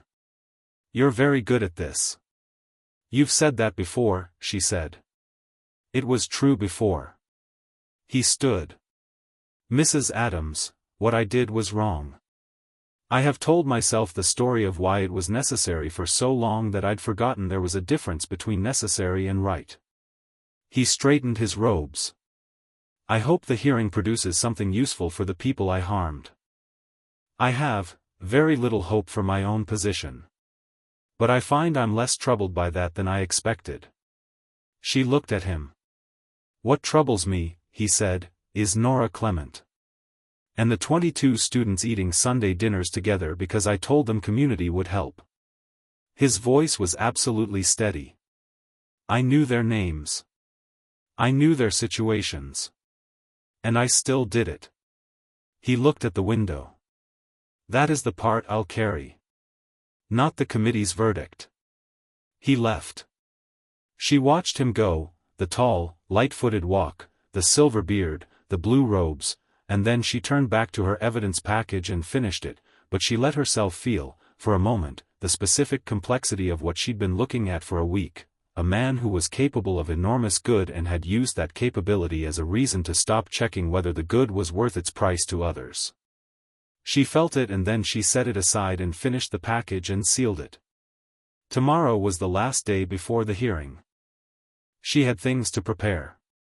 She found Snape in the potions classroom again at 7:30, which had become, she realized, a habit without either of them having deliberately formed one. She went there, he was there, they worked in comfortable parallel or talked through the day's developments with the specificity of two people who were thinking about the same problem from usefully different angles. She told him about Dumbledore's visit. He listened without expression, which meant he was feeling something he was deciding about. When she finished, he looked at the ingredients shelf for a long time. He means it, Snape said. The full confession. He means it now. He may also mean it tomorrow. A pause.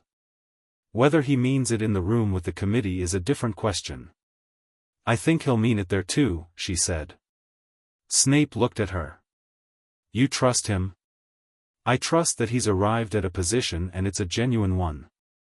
She sat on the bench stool. I also know that positions arrived at under pressure can shift when the pressure takes a specific form. The committee will include people who've benefited from his work.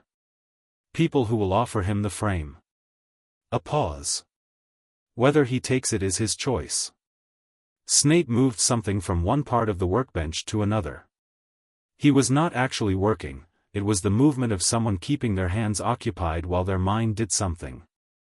She'd seen him do it before. My testimony, he said. I've been thinking about what to say. Say what's true, she said. What's true is complicated. I know. Say it anyway. She looked at him. Snape. The committee needs to hear from someone who was inside it. Who saw how it worked in practice. The framing, the management, the way the good work and the bad accounting existed simultaneously. She paused. You're the only person who can give them that from the inside. He looked at the bench. I spent 15 years being the person who knew what was actually happening and couldn't say it to anyone. Something in his voice was very careful. It became a very specific way of living. Everything held internally. Every assessment made privately. Every judgment, he stopped. I'm not accustomed to being heard. She looked at him for a moment. The torches in the classroom were low and the room smelled of things being transformed, and the rain was still at the windows, quieter now, and he was standing at his workbench with his hands still and his face doing the thing it did when it was deciding whether the door was open or not. "You'll be heard," she said. "I'll be in the room." He looked at her. Something shifted in his face, not dramatically, not with any performance of emotion, but something moved and settled, like a key turning in a lock it wasn't sure it fit. "I know," he said. After a moment, "that helps." She held his gaze for a moment longer than was strictly communicative, and then she looked at the workbench. "What are you making?" she said. "When you're actually making something. What is it?" He blinked, brought back from wherever he'd been. He looked at the mortar. "A restorative compound. For the hospital wing." He picked up the pestle. Pomfrey mentioned she was running low. He paused. "It's not, no," she said. "But you're doing it anyway." He looked at her. Then at the mortar. Then back at her with an expression that was very private and very specific and entirely unguarded for the 2 seconds it took him to put it away again. "The hearing," he said. "The hearing," she agreed. She stayed another hour and they worked in their comfortable quiet, and outside the storm finally ran out of weather and left Scotland to its cold clear self, and inside the castle, in the day before the thing that would change everything, a woman who had come to audit 17 ledgers sat in a dungeon classroom and thought that she had not expected to find, inside an institution full of hidden money and old harm, anything that felt remotely like this. She thought, the numbers had all been right. The other things could be figured out as they came. She turned a page. Chapter 5, The Hearing. The Great Hall had been reconfigured overnight. Morticia came down at 7 and found it already transformed, the house tables removed, replaced by a formal arrangement that felt nothing like a school and everything like a court. A long committee table at the front, 7 chairs behind it. A witness chair to the side, singular and exposed in the way of things designed to make the occupant feel the weight of being looked at. Rows of seating for observers, which had clearly been planned as a limited audience and had clearly been overwhelmed by the reality of how many people intended to be there. McGonagall was overseeing the arrangement with the expression of someone managing an emergency while pretending it was a routine administrative matter. Morticia helped herself to coffee from the staff table, which had been pushed against the wall, and watched the hall fill. The committee arrived at 8. 6 ministry officials and 1 independent, a small, immaculate witch named Griselda Marchbanks, who Morticia recognized from her reputation as the head of the Wizarding Examinations Authority, a woman who had examined Dumbledore's OWLs and Newt's personally and was, by every account, incorruptible. She was also 97 years old and moved through the hall with the specific velocity of someone who had outlasted every attempt to slow her down. She saw Morticia, gave her a nod of the precisely calibrated type that communicated good work without wasting either of their time on elaboration, and sat in the center committee chair. Clearwater was at the end of the committee table with the evidence files, 3 copies of Morticia's report, and a parchment stack that suggested she had not slept much. She looked at Morticia and gave a slight nod. Everything was ready. The observer seating was full before 8:30. Faculty were in the front rows, McGonagall, Sprout, Flitwick, Pomfrey, and a cluster of others who had the look of people who have prepared themselves for difficult news and are committed to staying present for it anyway. Behind them, the students who had formal standing as affected parties and their advocates, Nora Clement in the 3rd row with 18 other scholarship students, all of them straight-backed and quiet in the specific way of people who have decided to treat this as the serious thing it is. Harry was 2 rows further back with Hermione Granger, who had a legal notepad already open, and Ron Weasley, who had the jaw of someone ready to be outraged on behalf of someone he loves. Snape was standing against the wall to the left of the committee table, alone, in his teaching blacks, with the expression that gave nothing away and meant everything was present underneath it. He looked at her when she came to stand near the wall on the right side. She looked back. Neither of them needed to say anything. Dumbledore came in last. The hall didn't go silent exactly, the silence was already there, held in by the occasion, but the quality of it changed when he walked through the doors.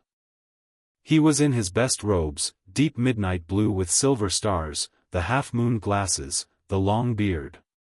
He looked like Albus Dumbledore on the day they put his portrait in every wizarding institution in Britain, which she suspected was entirely deliberate. If you were going to face this, you faced it as fully yourself. She had to admit she respected that. He sat in the respondent's chair at the front, facing the committee, and folded his hands, and waited. Marchbanks looked at her notes, then at the room, then spoke. This hearing is convened under Ministry Oversight Mandate 1997-114, regarding financial audit findings at Hogwarts School of Witchcraft and Wizardry covering the period 1980 to 1997. The auditor of record is Morticia Adams of Adams and Associates. All findings have been formally submitted and are part of the public record of this proceeding. She looked over her glasses. We will hear from the auditor first, then from witness testimony, then from the respondent. Questions from the committee may be addressed to any party at any time. A pause. This is not a criminal trial. It is an oversight hearing. Its findings will be reported to the Wisengamot, who will determine whether criminal proceedings are warranted. Do all parties understand? The room said yes in various forms. Dumbledore said it quietly and clearly. Mrs. Adams, said Marchbanks. Morticia walked to the witness chair and sat down.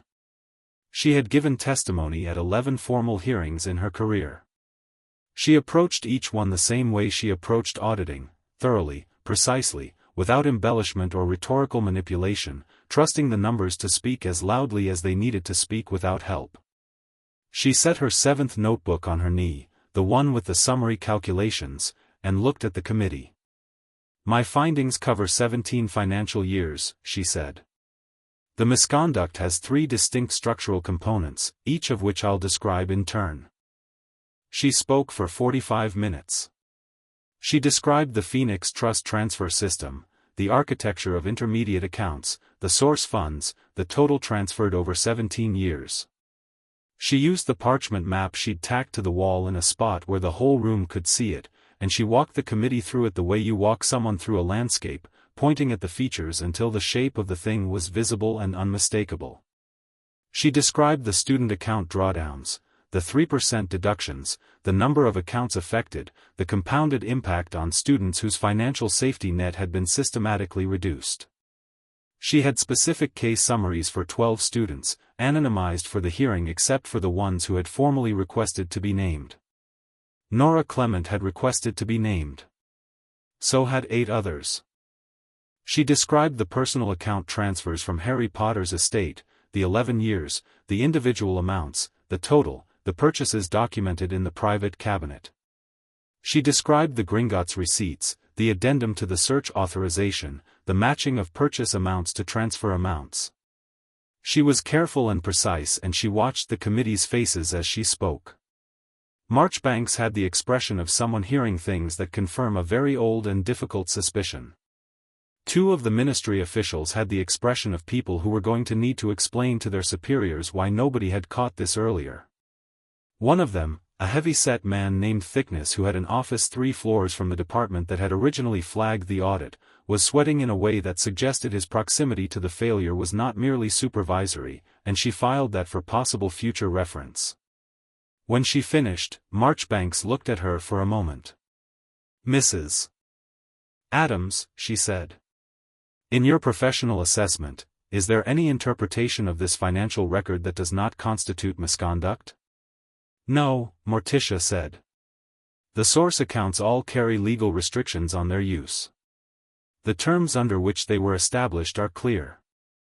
The transfers violated those terms without exception. She paused. Context exists. Intentions existed. The misconduct exists independently of both. Thank you. Marchbanks made a note. The committee thanks you for a thorough and exceptionally well-documented report. Morticia returned to her position against the wall. She did not look at Dumbledore as she passed him, but she felt his stillness, which was a specific kind of attention. Aberforth Dumbledore testified next, brought in from the side entrance by Clearwater with the slightly hunched determination of a man who had decided to do an uncomfortable thing and was going to do it efficiently. He sat in the witness chair and looked at the committee and answered questions about his role as Phoenix Trust co-trustee with the flat, direct honesty of someone who had given up on everything except accuracy. He'd known the trust existed. He'd known it funded order operations. He had not known the source of the funding. He had not, to his lasting shame, asked with sufficient persistence. He said this last part without looking at his brother, which was itself a statement. The committee asked him about the founding assets, Ariana's estate contribution. He was quiet for a moment. Then he said, Ariana would not have wanted her money used the way it was used. She was the most gentle person I've ever known. She was frightened of fighting.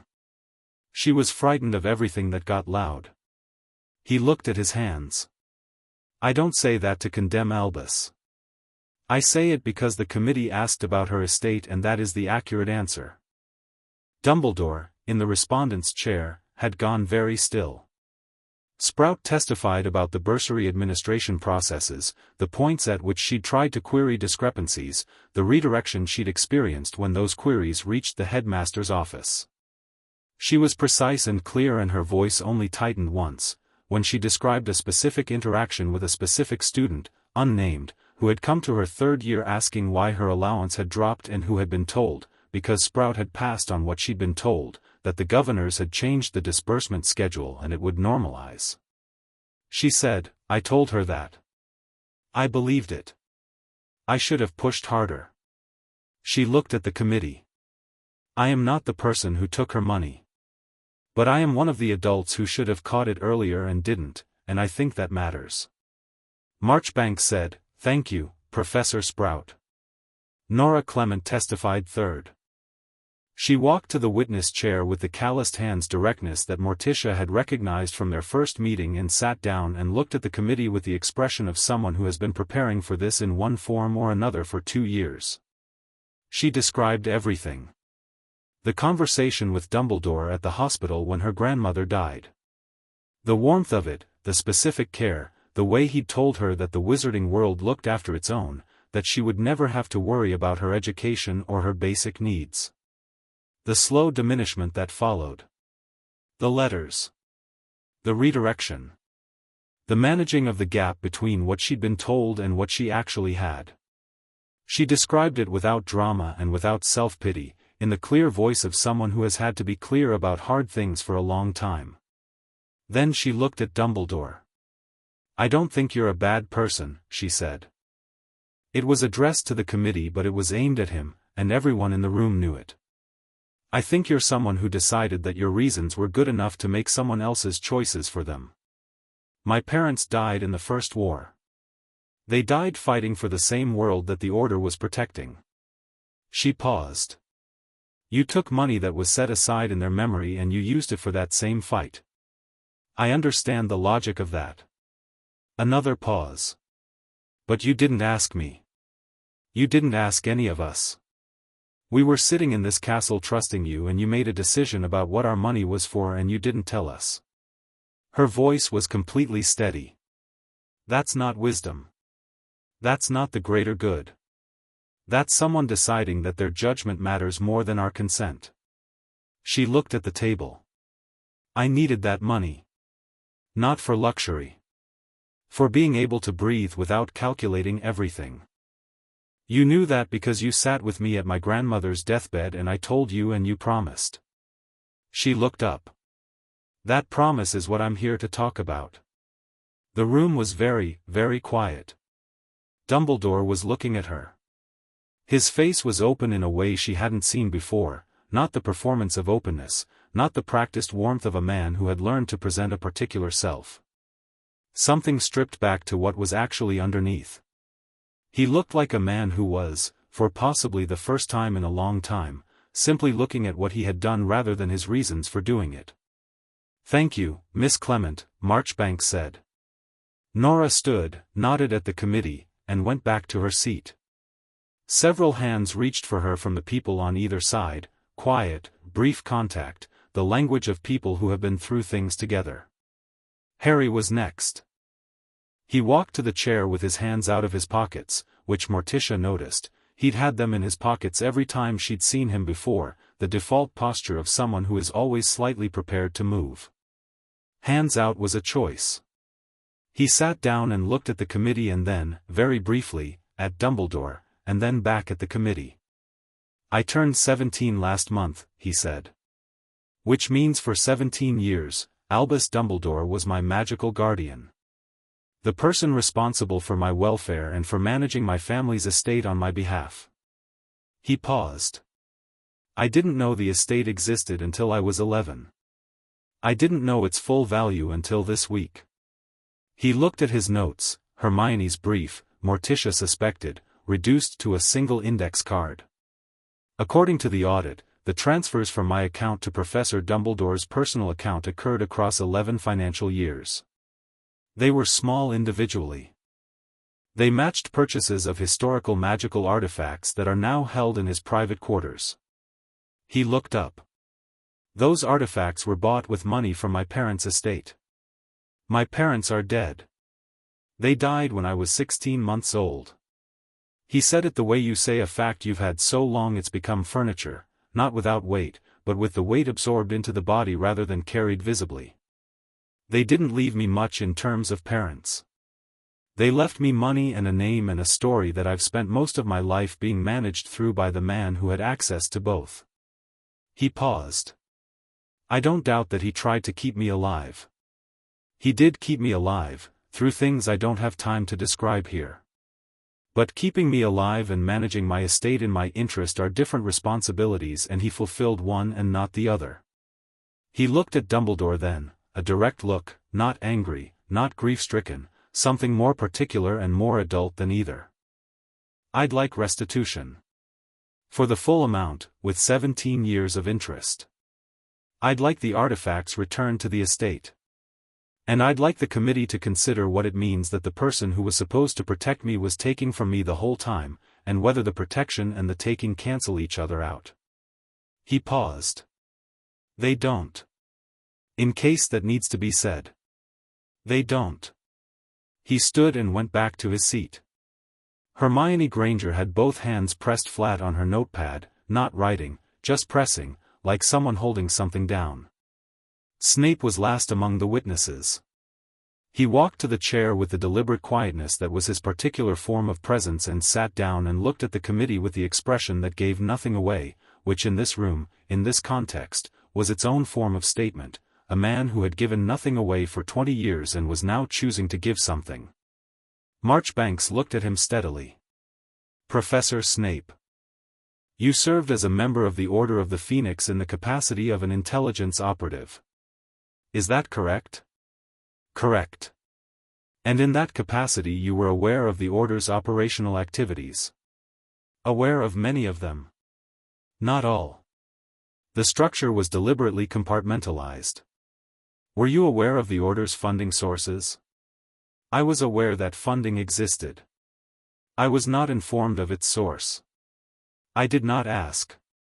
He said it the way he'd said it to Morticia, precisely, without excuse but without performance of guilt either. "I accepted the compartmentalization as a function of operational security. I understand now that it served an additional purpose." "Which was?" "Ensuring that people like me didn't know things they might have objected to." A pause. "I was not in a position to object to much during those years. I was managing a dual identity under conditions that left very little room for questioning my handler's methods." He looked at the committee. "That said, the compartmentalization is not my excuse. It's a description of the environment. I should have asked. I chose not to because asking would have meant receiving an answer I might have had to act on, and I was already carrying more than I thought I could manage." He was very still. "That was a failure on my part. What can you tell us about Albus Dumbledore's operational methods?" "In general terms." Snape looked at his hands for a moment. Then at the committee. "He is the most intelligent person I have ever met. He is also the most certain. His certainty is not arrogance, that's important to understand. It is the earned confidence of a man who has been right about the most important things in wizarding history multiple times over multiple decades. That certainty, he paused, choosing. That certainty made him extraordinary and it made him dangerous simultaneously. He did not question his own judgment because his judgment had proved itself repeatedly. The problem is that judgment, proved repeatedly, stops seeking the check that might find it wanting. He looked at the committee. He made decisions that were not his to make. He spent resources that were not his to spend. He did so because he had decided, at some level below conscious examination, that his access to the larger picture entitled him to make choices that affected people who could not see what he saw. Another pause. He may even have been right, in some cases, about the larger picture. That does not give anyone the right to make another person sacrifice for them. The room held the silence. "Were you aware," said one of the committee members, a witch named Bones with a monocle and the bearing of someone for whom fairness was not a philosophy but a practice, of any specific instance in which Dumbledore made strategic decisions that used individuals as instruments without their knowledge? Snape looked at the committee. Then at Morticia, briefly, a glance that was asking something, or confirming something, or simply checking that she was there. She held his gaze. He turned back. "Yes," he said. "Multiple instances.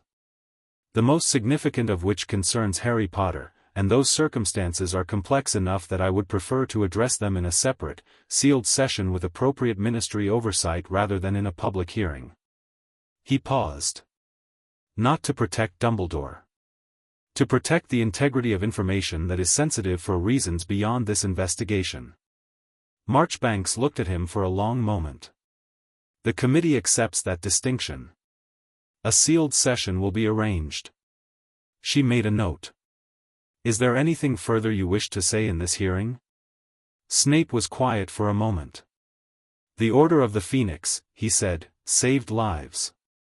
Including mine, which I value less than some lives but more than none. The people who risked everything for it, the ones who died for it, did so with full knowledge and genuine choice. That should be in the record." He paused. "The people who paid for it without knowing, the students, the families, the dead whose memorial funds were used, they didn't have that choice. Both things are true. I don't know how the committee weighs them. I don't think I should be the one to decide." He looked at Marchbanks. "That's all." He stood and returned to the wall. He did not look at Dumbledore as he passed him. Dumbledore looked at him. The hearing broke for an hour at midday. People moved in the corridors in clusters, students, staff, the occasional ministry official moving with the velocity of someone going to make a private communication.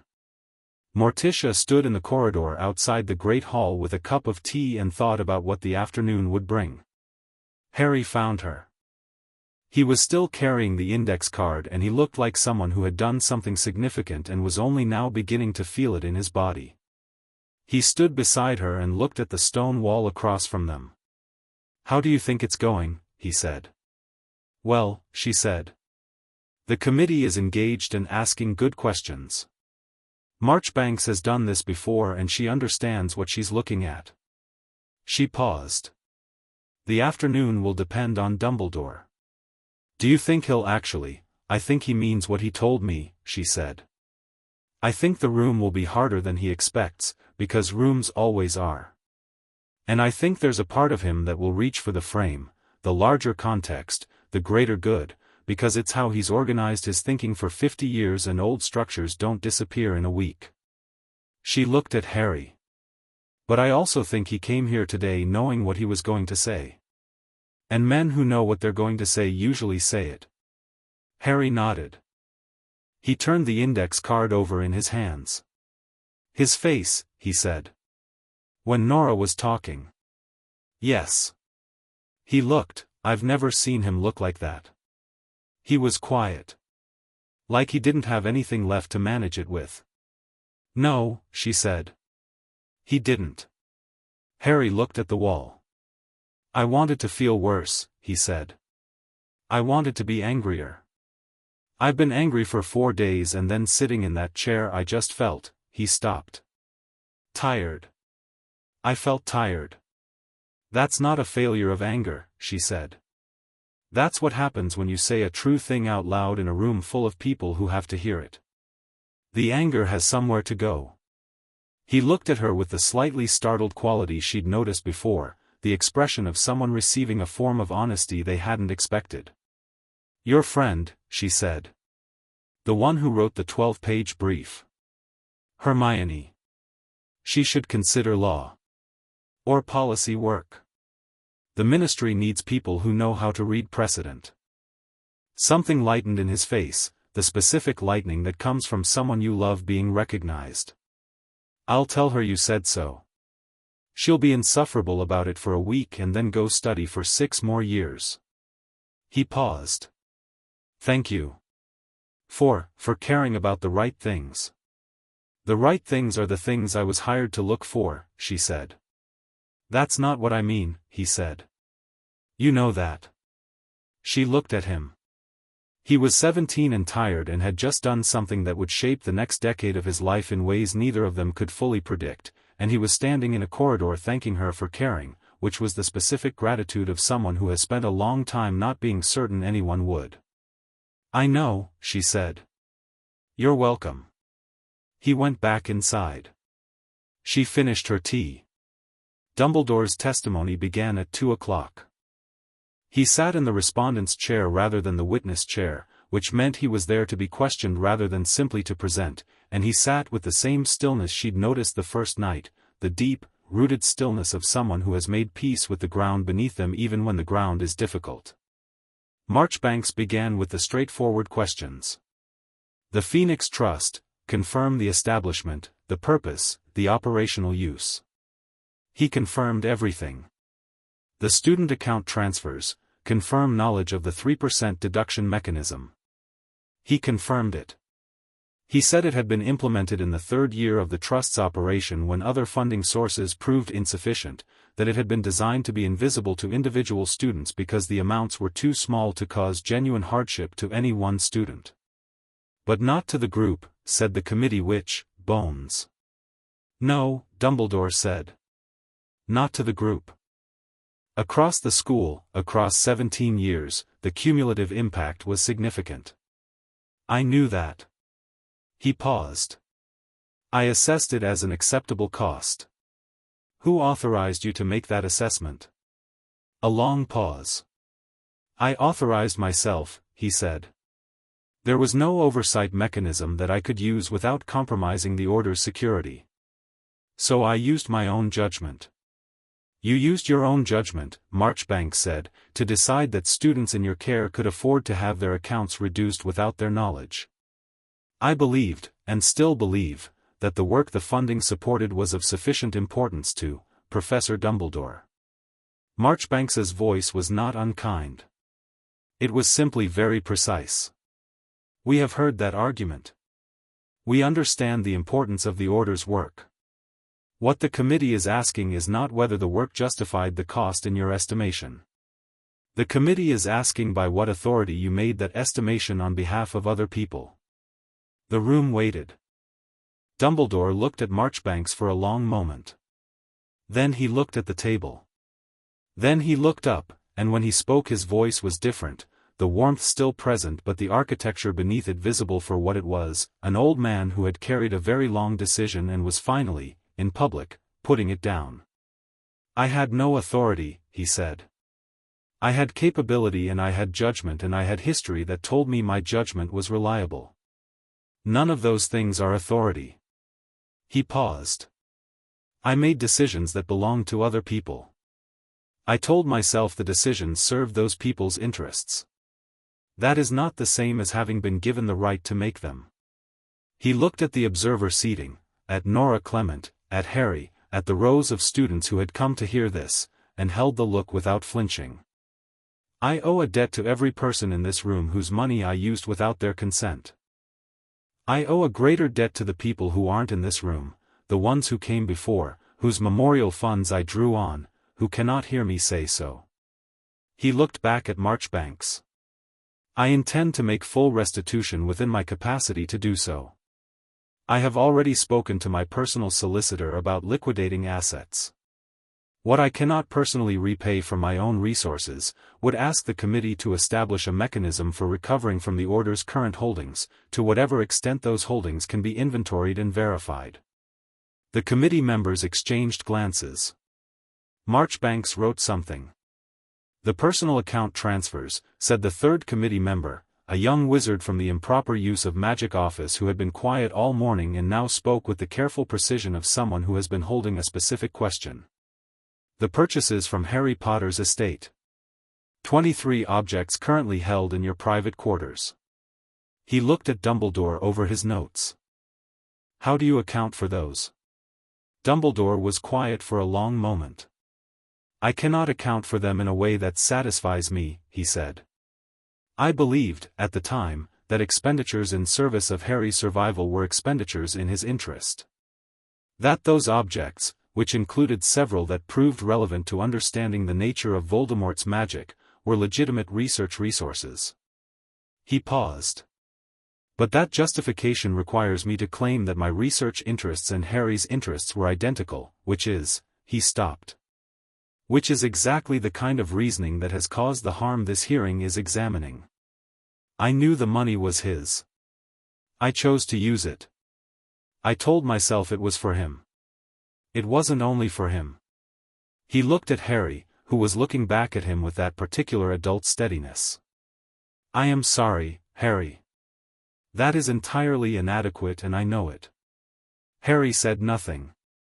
But something in his face, something he'd been holding since he sat in that witness chair, shifted. Not forgiveness. Not anything as tidy as that. Something more like a door that has been locked for a long time being unlocked and left ajar. Not opened. Not closed.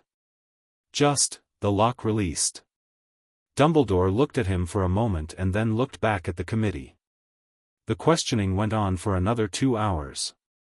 The committee was thorough and fair and pressed on every point that required pressing, and Dumbledore answered everything, not without the framing. Snape had been right about that. The context was always present in his answers, but without using the framing to avoid the direct questions. When Bones asked him what he would have done differently, he said, would have built the oversight I was afraid to build. I was afraid that oversight would compromise the work. I understand now that work without oversight compromises itself. When the young wizard from improper use pressed him on whether he'd ever considered simply asking the families for voluntary contributions, he said, yes. I considered it and decided the risk of exposure was too high. I prioritized my operational security over their agency. He said it without qualification. That was wrong. The committee broke to deliberate at 5. The room held itself in the specific tension of waiting, people talking quietly, moving around, the students in their rows the starkest fixed point in the whole shifting picture. Nora was talking to the girl beside her in a low voice. Harry was staring at nothing, which was his version of thinking hard. Granger had filled 3 pages of legal notes. Snape had come away from the wall and was standing near the side exit with his arms folded, looking at the floor. Morticia walked toward him. He looked up when she got close. His face was doing the stone management thing but tiredly, the way you do something automatic when you're tired, not fully present in the performance. You did well, she said. I told the truth, he said. That's a lower bar than doing well. Not for everyone. Not always. She stood beside him, facing the same direction, not toward each other, just beside, which was a different kind of thing. How are you? He looked at the floor. That's an unusual question. It's a reasonable one.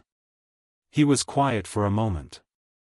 I've spent the day watching Albus Dumbledore be accountable in public. Something moved through his voice, not satisfaction, not relief, something more complicated, the specific feeling of watching someone you've loved and been used by and resented and missed and mourned face consequences that are real. I don't know yet how I feel about it. That's all right, she said. You don't need to know today. He looked at her. The look was unguarded in the way that tired people get when they've spent their full day's allocation of management. You keep saying things that are, he stopped. Accurate, she said. Unexpectedly uncomplicated, he said.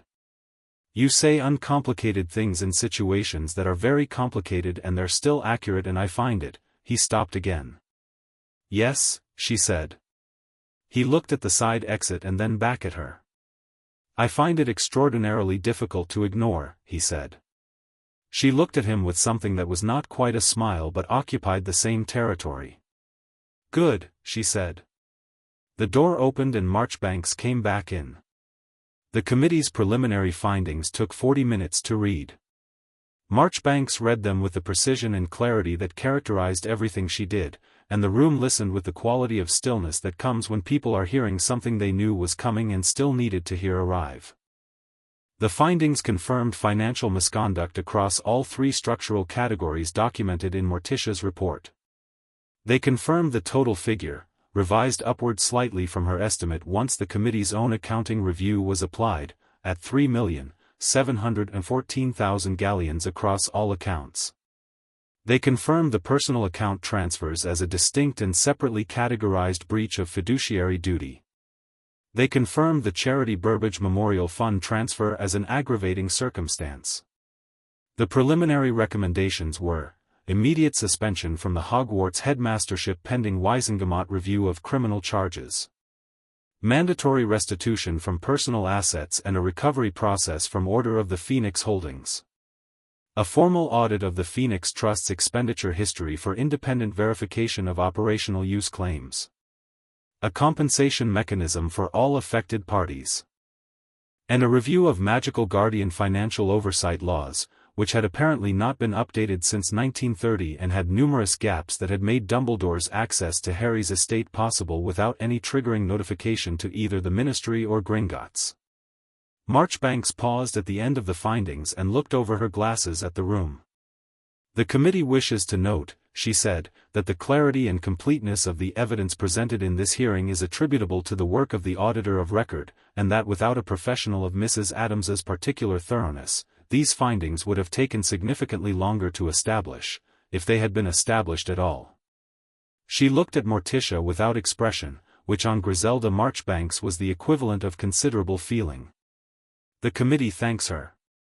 Morticia inclined her head. The room broke then, not in celebration, not in grief, but in the complicated release of something that had been held too long finally being set down. People talked, moved, came together in 2s and 3s. Nora Clement stood up and looked at the committee findings parchment in Clearwater's hands and then turned to the students around her and said something that made several of them grip her arm or her shoulder or simply look at her the way people look at the person who organized the thing that needed organizing. Harry was looking at Dumbledore. Dumbledore had remained in his chair. He was looking at his hands, still, and then he looked up at Harry across the room, and what passed between them was not a conversation and not forgiveness and not absolution, but something honest, 2 people seeing each other clearly, perhaps for the first time, without the architecture of greater goods and managed necessities between them.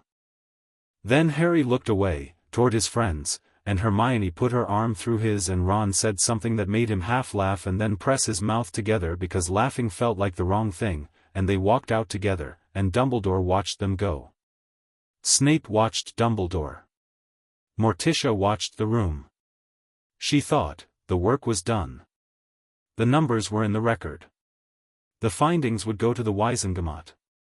The mechanisms of consequence would move forward under their own authority now, which was how it was supposed to work. She was never the last step, she was the foundation, the part that made all the subsequent steps possible.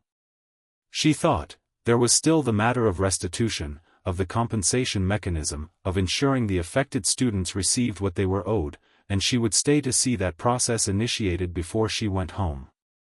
She thought, the hearing had gone exactly as she'd wanted it to go, thoroughly, fairly, with the truth in the center where it belonged, and she found herself feeling not the satisfaction of a problem solved but the more complicated satisfaction of a right thing done in full. She picked up her satchel. Snape appeared beside her. He didn't say anything for a moment.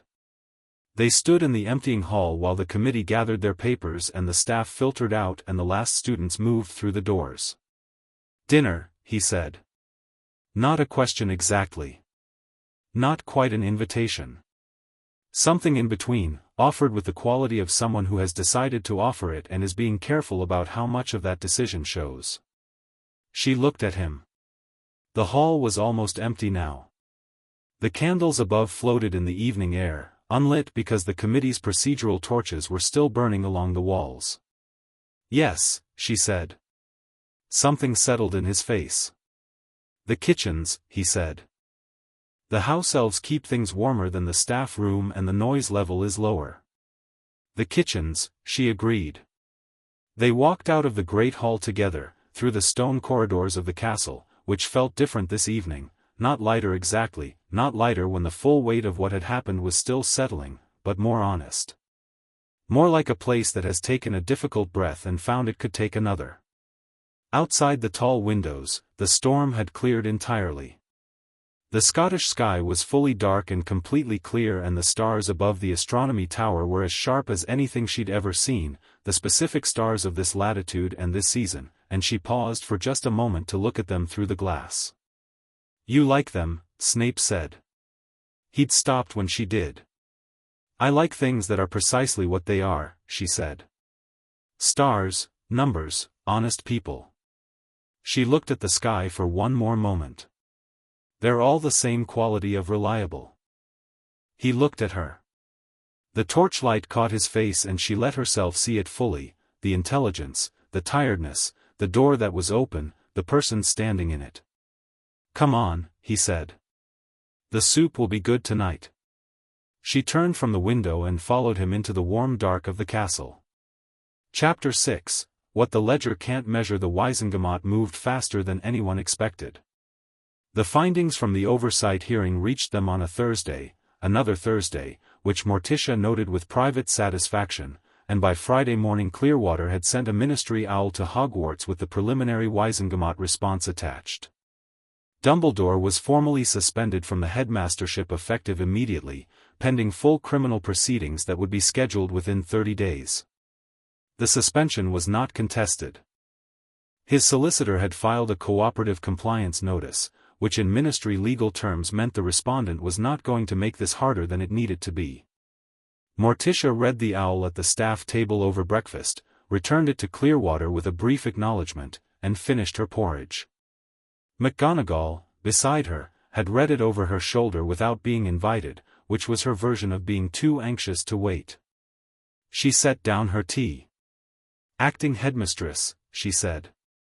Not with surprise, more with the quality of someone saying a thing they've known was coming and finding it both exactly right and considerably heavier than anticipated. "You'll be good at it," Morticia said. "I've been doing half the job for years," McGonagall said dryly. Then something softened in her face, just briefly. "Will you stay for the transition? There are financial mechanisms I'll need to understand, the restitution process, the compensation fund structure. I'm staying until the compensation mechanism is operational," Morticia said. "I told Clearwater 3 more days minimum. Possibly 4. She paused. "The compensation forms have been submitted for 63 students.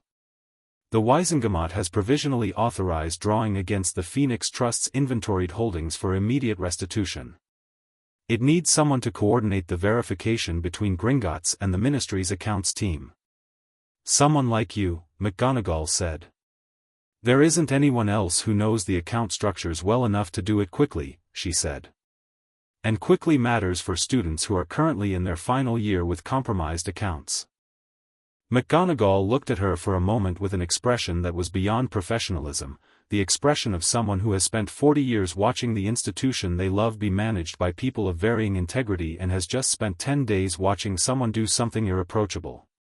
"Thank you," she said. "For all of it." Morticia looked at her. McGonagall was not a woman who said that sort of thing easily, and she knew it. "You pointed Mrs. Figg toward the right office," she said. "That was the beginning. It was a very small thing. Most beginnings are, Morticia said, and went back to her breakfast. Dumbledore left Hogwarts that afternoon.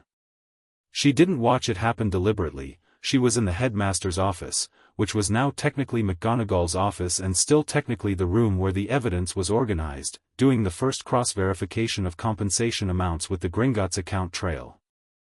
But she heard him in the corridor outside, the distinctive sound of a man who had lived somewhere for 30 years and was leaving it, the particular quality of footsteps that know a space well enough to be sad about departing it. She kept working. After a moment she heard him stop outside the door. A long pause. She didn't look up from the ledger. Then the footsteps continued, and the sound moved down the staircase, and was gone. Fawkes, on his perch, made a sound. Low, like the end of something. Not a song. Just a sound. "I know," she said. Fawkes ruffled his feathers and was quiet. The 3 days of compensation work were the most technically complex of the whole investigation. The restitution wasn't simply returning the original amounts, there were 17 years of compound interest implications, 17 years of lost investment returns on bursary funds that should have been generating income, a complex calculation for each affected account that required her to model what the account would have held if the transfers had never occurred and then determine the gap between that model and the current reality. She did this for 63 students without assistance, because there was no one with the specific combination of skills it required. Snape brought her dinner. He stopped asking if she needed anything and simply appeared with food at appropriate intervals, which she appreciated far more than the alternative. Clearwater appeared twice a day for updates and left looking simultaneously more confident and more exhausted, the specific look of someone watching someone else carry the hard part of their own brief. On the second day, Nora Clement knocked on the door. She came in with a folder, her folder, the one she'd kept for 2 years, everything copied and organized, and set it on the edge of the desk. "I wanted you to have the originals," she said. "Not copies. The originals, for the record." "They're already in the record," Morticia said. "Your copies were sufficient." "I know." Nora looked at the folder. "I want them to be there. The originals. I want, when the record is complete, I want someone to be able to open it and see actual paper that I actually held and actually wrote, because," she stopped and started again. "Because it happened to real people. Not to account numbers. And I want that to be in the record somehow." Morticia looked at her. Nora was standing straight in the way she always stood, chin up, completely composed, and underneath the composure something was real and present and needed to be acknowledged. "I'll note them as original documents submitted by a named affected party," Morticia said. "Your name will be in the formal evidence record permanently." Something moved through Nora's face. "Good," she said. "Then, what happens to the Sunday dinners?" Morticia looked at her. "I beg your pardon?" "Dumbledore started them. The Sunday dinners, for the students on bursaries. A house elf makes a proper roast and we all eat together. He said it was about community." Nora looked at the window.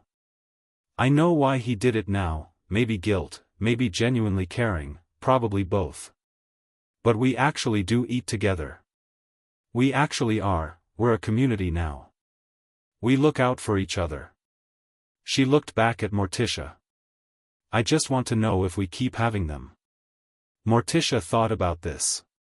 "That's a question for Professor McGonagall," she said. "Not the Ministry." "I know." A pause. "I'm asking you." She held Nora's gaze for a moment, the direct dark eyes that had been meeting hers without flinching since the first afternoon in the library. "I think you should keep having them," she said. "Not because he started them. Because you made them into something real." She paused. "The fact that something was built with bad intentions doesn't mean you have to burn down what grew in it." Nora was quiet for a moment. Then she nodded. Picked up her now empty folder. "Turn to go." "Miss Clement," Morticia said. Nora stopped. "You organized those students before the hearing." You collected their experiences, you directed them to the formal process, you sat in that room and said the hardest thing in the clearest way. She looked at her. What are you planning to do after Hogwarts? Nora turned. Something crossed her face, the expression of a person who has been so occupied with surviving the present that the future has lived in an abstract space, acknowledged but not fully inhabited. I don't know, she said honestly. I've been figuring out next week since I was 12. That skill, Morticia said, is worth more than most people know. The ministry has several departments that need people who can see systems from the inside and explain them to people on the outside. She paused. So does every legal aid organization in the wizarding world. And the Gringotts Oversight Committee. And approximately 15 other places I could name. She held Nora's gaze. Think about it. Nora looked at her. Then she smiled, a real smile, not performed, not managed, the specific smile of a person receiving something they hadn't known they needed. Okay, she said. I'll think about it. And left. Morticia turned back to the ledger and kept working. Harry came the morning of the third day, which was the last full day before she was due to complete the verification and sign the compensation authorization forms. He knocked and came in and sat in the chair across the desk with the ease of someone who had done it several times and no longer felt the need to establish the right to be there. He looked different from the boy who'd sat in the library a week ago, not older exactly, but more settled, the specific quality of someone who has said the thing that needed saying and found it made more room rather than less. Gringotts confirmed the restitution figure, he said. My account manager owed me this morning. Yes.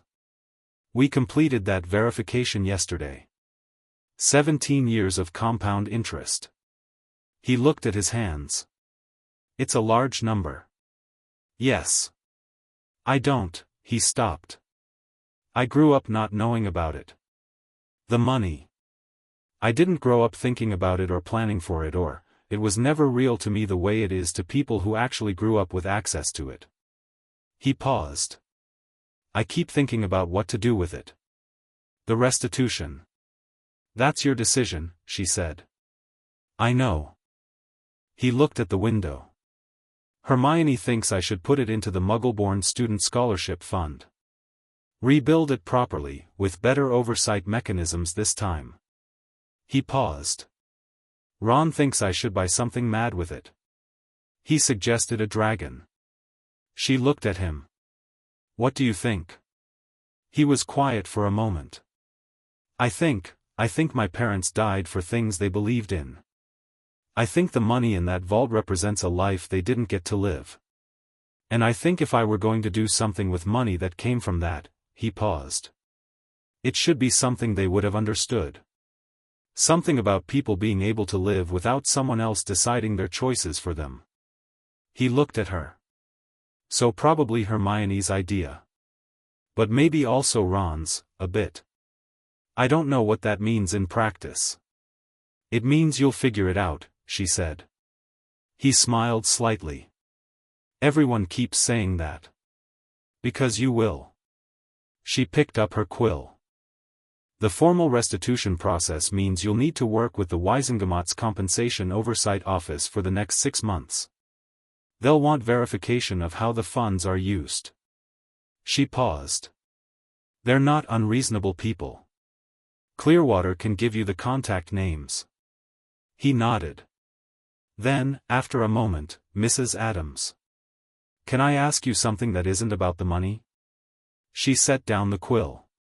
Why did you care, he said. I mean, not about the job. About this specifically. He looked at her directly.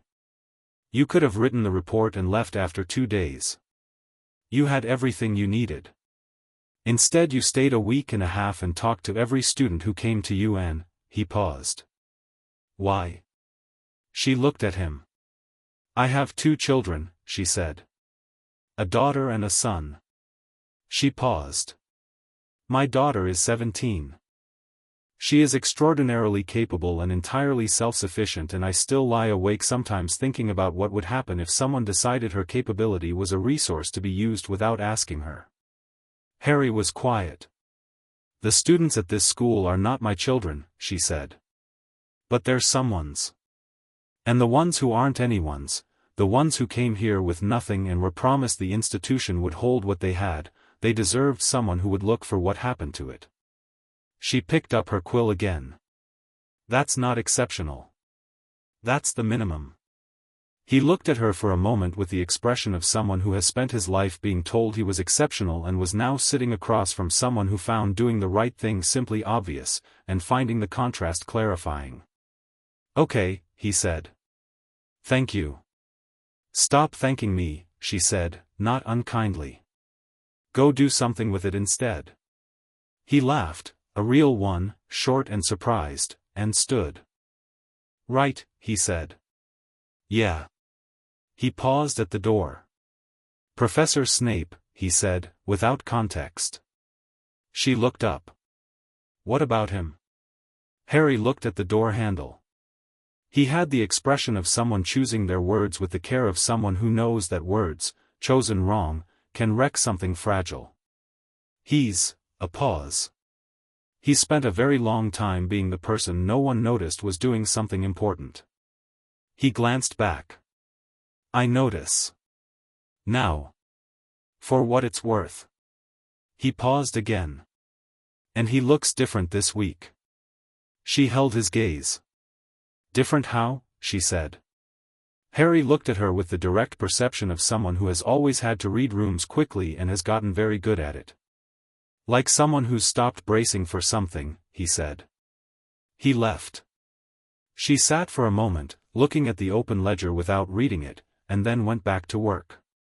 She finished the compensation authorization at 3:30 in the afternoon.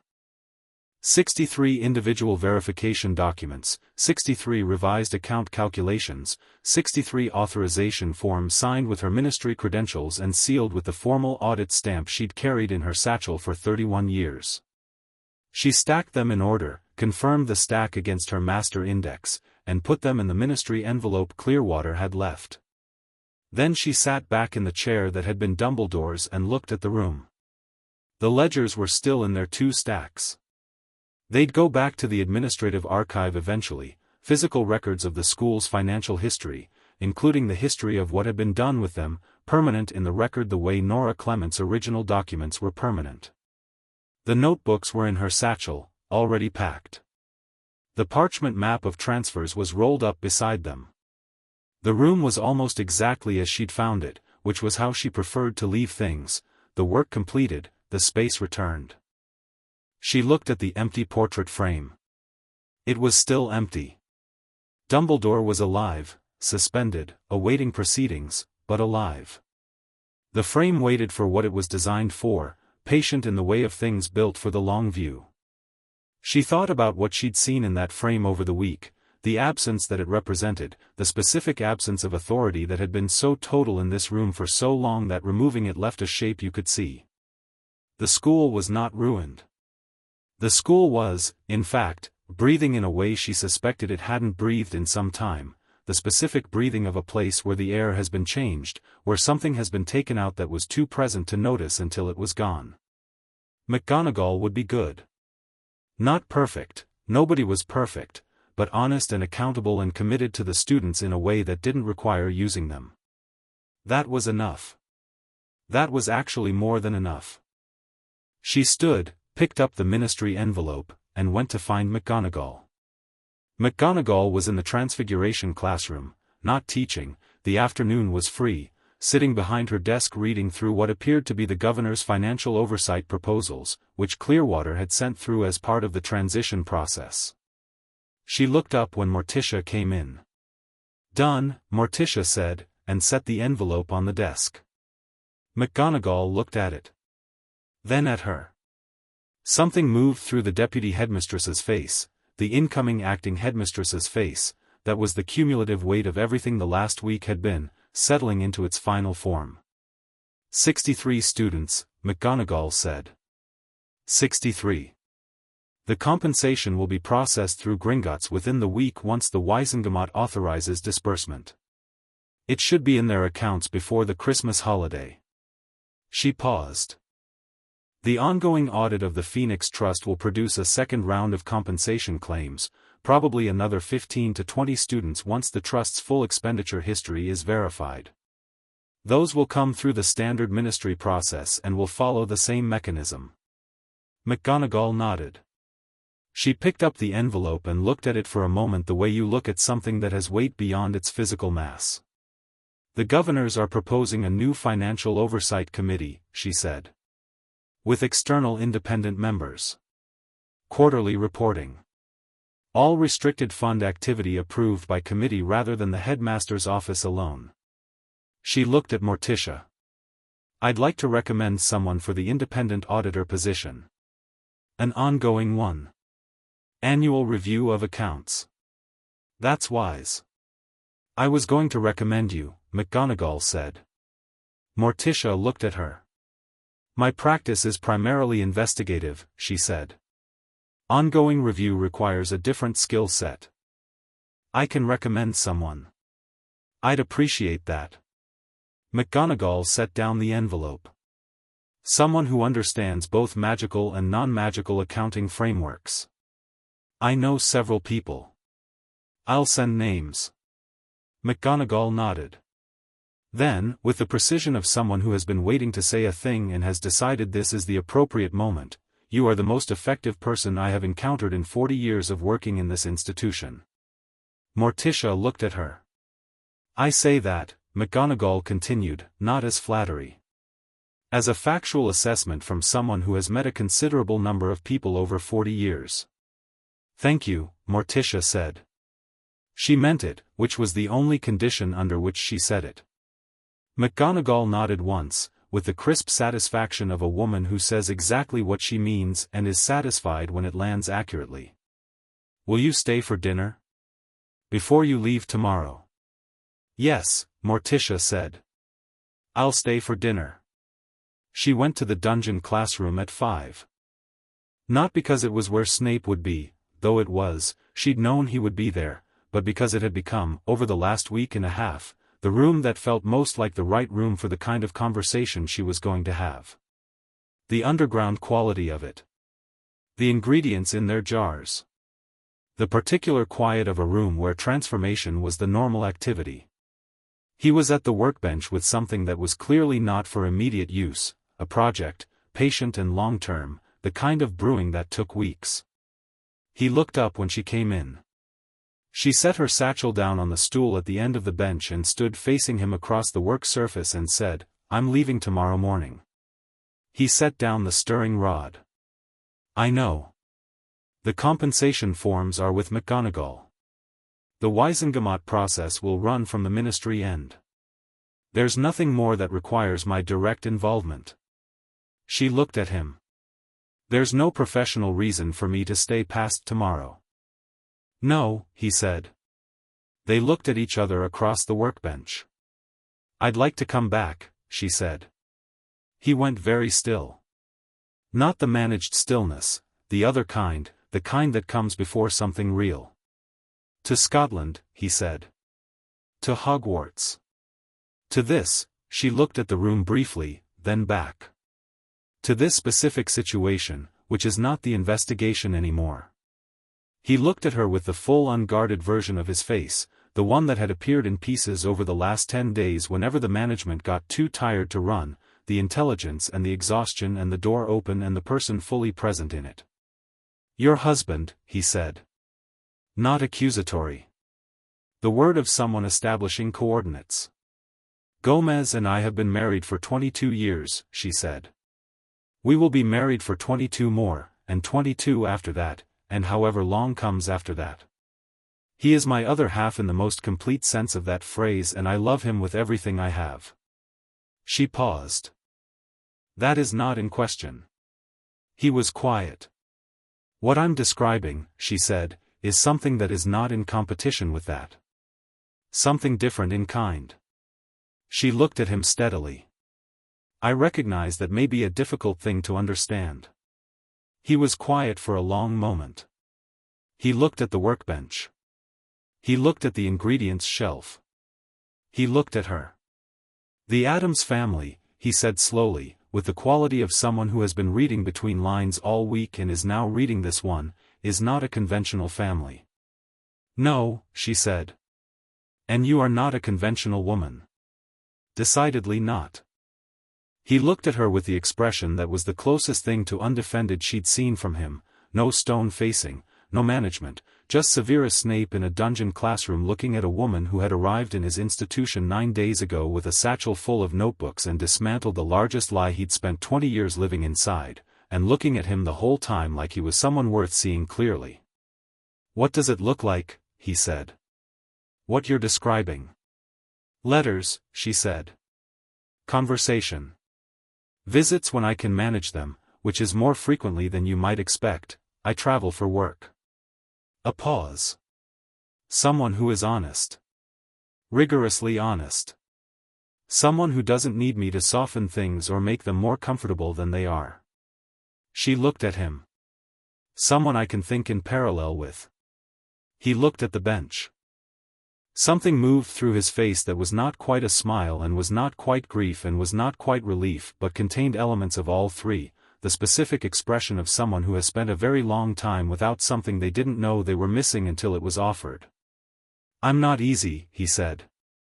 I know, she said. Neither am I. I'm difficult in ways that are, he stopped. Specific. I've noticed, she said. I find them interesting rather than off-putting. But I find most things interesting that other people find off-putting. He looked at her. Something in his face shifted into what she recognized, finally, as genuine warmth, not the performed kind that Dumbledore had weaponized, but the quiet kind, the kind that doesn't announce itself because it doesn't need to. The Addams family, he said again, testing the words differently this time.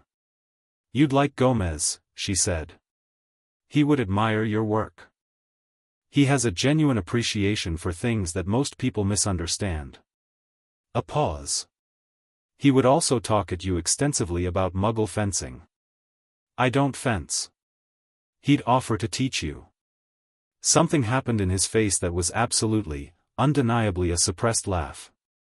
She watched it move through him and surface at the corner of his mouth and be pressed down before it fully escaped, and found it one of the most genuine things she'd seen from him yet. And your children, he said. Wednesday would assess you comprehensively within the first 10 minutes and then ignore you to study, she said. Pugsley would want to discuss the chemistry of your more explosive compounds. That's, he paused. That's oddly appealing. I know. She picked up her satchel. I'll write when I'm home. He looked at her. Just like that. Would you prefer more ceremony? She said. No, he said immediately. Then, after a moment, with the very dry quality that was becoming familiar, though I note that for someone who is leaving, you seem remarkably unhurried. It's 5 o'clock, she said. Dinner isn't until 7. I have time. She set the satchel back down. He looked at the workbench and then back at her with an expression that was doing something entirely new, something that hadn't been in the inventory of expressions she'd been cataloging all week, something that only existed now, in this moment, in this specific configuration of things. Tea, he said. Yes, she said. He summoned 2 cups with his wand, an automatic gesture, and she moved to the other side of the bench and sat down, and for the next 2 hours they talked, not about the investigation, not about the hearing, not about Dumbledore or restitution or the Wizengamot, about other things. She told him about the Addams family house and the garden that grew nightshade in winter and the basement she'd once found contained a room she had not put there, which she'd furnished and used as a second study.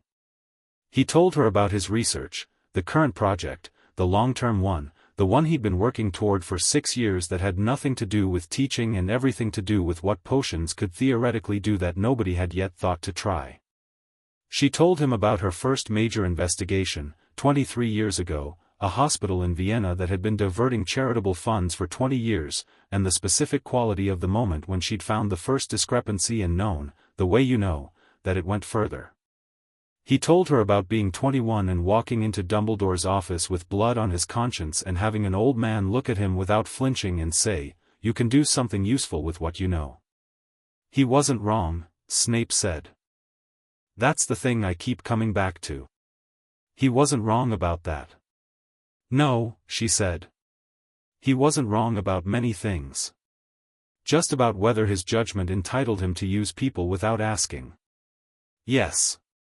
And he was so right about so much else that he never developed a mechanism for checking the one thing he was wrong about.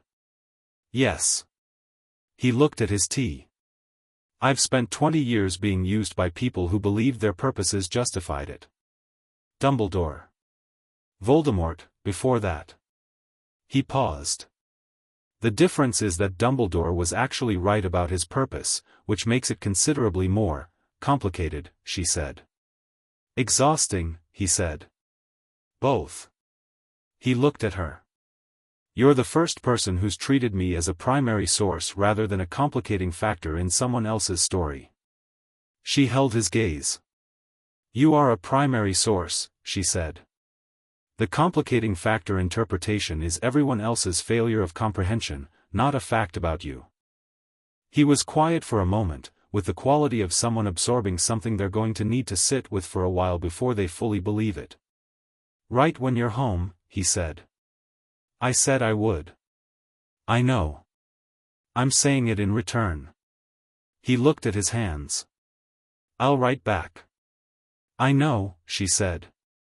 That's rather the point of it. Dinner was the whole school together, which was different from the hearings week dinners and different from the ordinary school dinners she'd observed at the beginning. It had the quality of a community that has been through something and is on the other side of it, not healed, not finished, but past the acute phase and into whatever comes next. The scholarship students ate at their regular tables rather than the special Sunday arrangement, but they sat together anyway, Nora at the center of a cluster of 7th years, the younger ones nearby, a kind of gravitational arrangement that had nothing to do with house or year and everything to do with something they shared. Harry ate with his friends. He looked across the hall at one point and caught her eye and gave her the nod that meant thank you without needing to say it again, and she returned it with the slight tilt of the head that meant you're welcome, now stop. McGonagall gave a brief address. She was not a woman for long addresses, that covered the transition in the headmastership, the compensation process and timeline, and ended with, "This school has been here for 1,000 years and will be here for 1,000 more. What happened here this week was difficult and necessary and is not the end of what Hogwarts is. It is the beginning of a clearer understanding of what we're responsible to each other for." She paused. That understanding is worth the difficulty. The hall received this with the quiet of people who are taking something seriously rather than being told to. Snape was 2 seats down the staff table, which was the same distance he'd been all week, and it was the same distance and entirely different.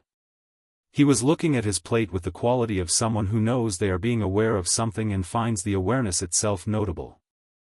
At one point she said something to Flitwick, who was on her left, and the movement made Snape glance up, and their eyes met for a moment across the 2-seat gap, and he looked back at his dinner with the suppressed corner-of-mouth expression she was becoming very fond of.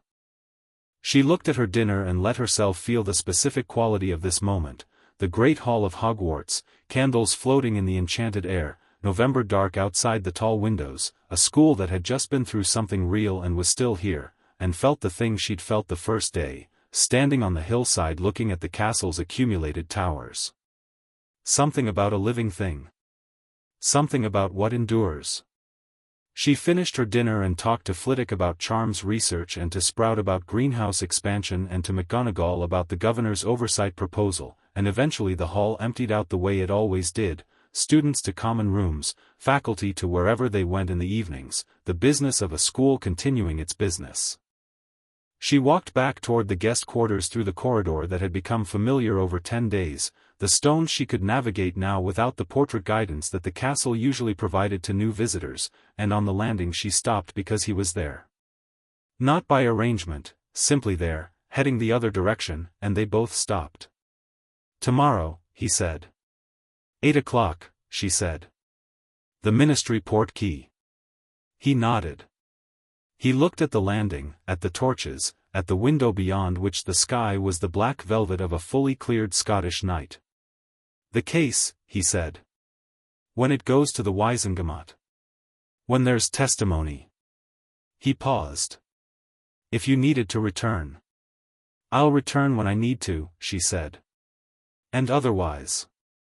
He looked at her. The quality of it was different from every other look across the 10 days, not assessing, not managing, not careful. Simply present. The look of someone who has decided to stop bracing and is finding out what it feels like to not be braced for something. "Good night, Mrs. Adams," he said. "Good night, Professor Snape," she said. She went to her room. He went to wherever he went in the evenings, which she didn't know yet and would find out eventually. She packed her remaining things with the efficiency of someone who had been traveling since they were 20 and knew exactly how everything fit, and she sat on the edge of the bed and wrote a letter to Gomez that was 3 pages long and covered the case and Hogwarts and the school and the Scottish weather and Nora Clement and Harry Potter and a potions professor she thought Gomez would find interesting, and Gomez would read it with absolute attention and feel all the right things about all of it because he was made that way and always had been. She sealed the letter and set it on the windowsill for the morning post. Then she went to sleep. The morning was cold and clear in the way that Scotland does after a storm has fully spent itself, a cleaned-out clarity, every edge sharp, the lake visible all the way to the far shore for the first time since she'd arrived. She was in the entrance hall at 10 to 8 with her satchel, the 17 closed ledgers having been returned to McGonagall's administrative care the previous afternoon. The satchel held 7 notebooks, 3 loose pages of calculations, and 1 parchment map of transfers that would go into the formal ministry evidence archive when she returned. It was lighter than when she'd arrived, which was always the case. She carried more in when she was about to find something and carried it all out in the notebooks when the finding was done. McGonagall was there to see her off. Sprout came with her. Flitwick bowed again. Nora Clement appeared at the top of the staircase with 3 other students and looked down with the expression of someone who had decided to show up because showing up was important. She raised her hand, not a wave exactly, more the gesture you make when you want someone to know you see them. Morticia inclined her head in return. Harry was at the far end of the corridor with his friends. He had his hands back in his pockets, the default posture, the comfortable one, the one that wasn't bracing anymore but was simply how he stood. He raised a hand. She raised hers. She turned to McGonagall. "The Compensation Oversight Office will want quarterly reports through the end of the school year," she said. "The format is in the supplementary file I left on the desk." "I found it," McGonagall said. "Clearly labeled. The Governor's oversight proposal needs an amendment in Section 4. The approval threshold for restricted fund drawdowns should be 2 independent signatures, not 1. 1 is insufficient given what we've just established. I'll note it. The ongoing auditor recommendations will arrive by OWL next week. 3 names. All of them experienced in institutional accounts and available for the annual review timeline. Thank you." McGonagall looked at her. Then, with the compression of someone who has more to say than ceremony allows, "Safe travels." "Thank you for the use of your school," Morticia said. "It seems like a very small thing," McGonagall said, "in exchange for what you've done." "It isn't small," Morticia said. "Access is everything in this kind of work. You opened the doors." McGonagall made a sound that was the precise McGonagall equivalent of being moved. She straightened her robes and looked at the entrance door. "I'll walk you out." They walked out together, and behind them the school sounded like itself, the particular sound of a 1,000-year-old building housing several hundred children who had been through something and were going back to lessons, which was its own kind of resilience. In the entrance courtyard, Clearwater was waiting with the port key, a piece of ministry parchment, unremarkable, folded in thirds. She handed it over with the slight solemnity of someone completing a process they're glad to have completed. "The ministry wants to thank you officially," Clearwater said. "There'll be a formal commendation." "That's not necessary," Morticia said. I know, said Clearwater. They'll do it anyway. You can choose not to attend the ceremony. I'll choose not to attend the ceremony. Clearwater smiled for the first time in 10 days, a real smile, tired and genuine. I expected that. Morticia looked at the castle once more. The towers in the morning light.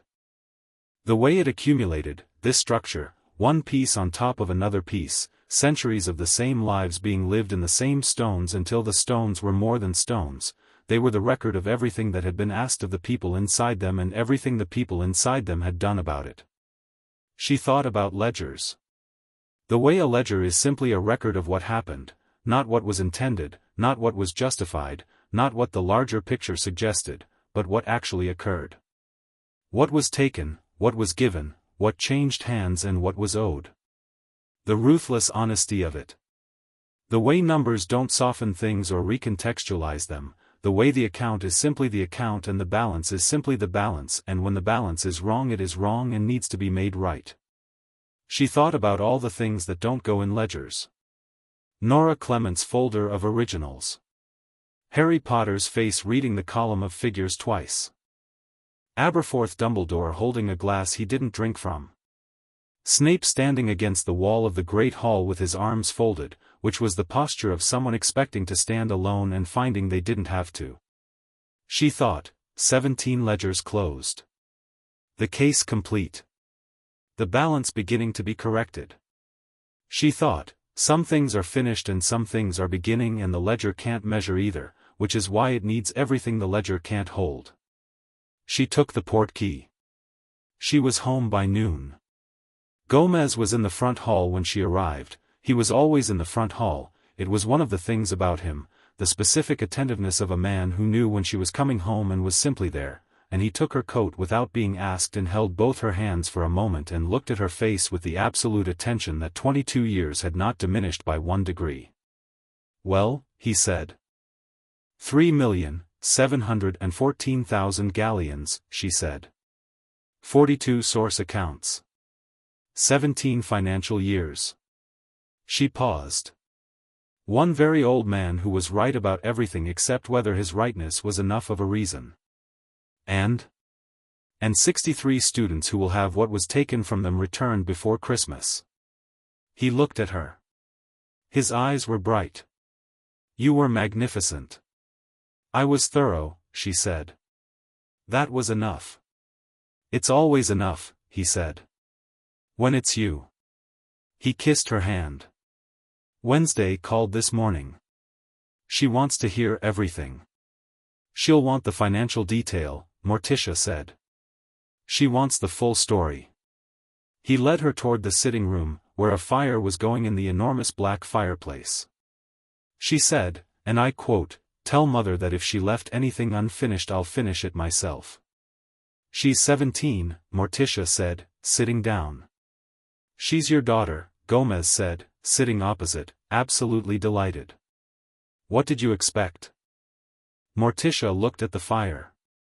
She thought about the castle in the morning light. She thought about a letter she would write this evening, to an address in the dungeons of a school in Scotland, the first of what she expected would be many. Nothing, she said. I expected exactly this. She looked at Gomez, who was watching her with 22 years of love that had never once been anything other than fully itself. I'll tell you everything. Start from the beginning, he said. She picked up her tea. A letter arrived on a Tuesday, she said. And began.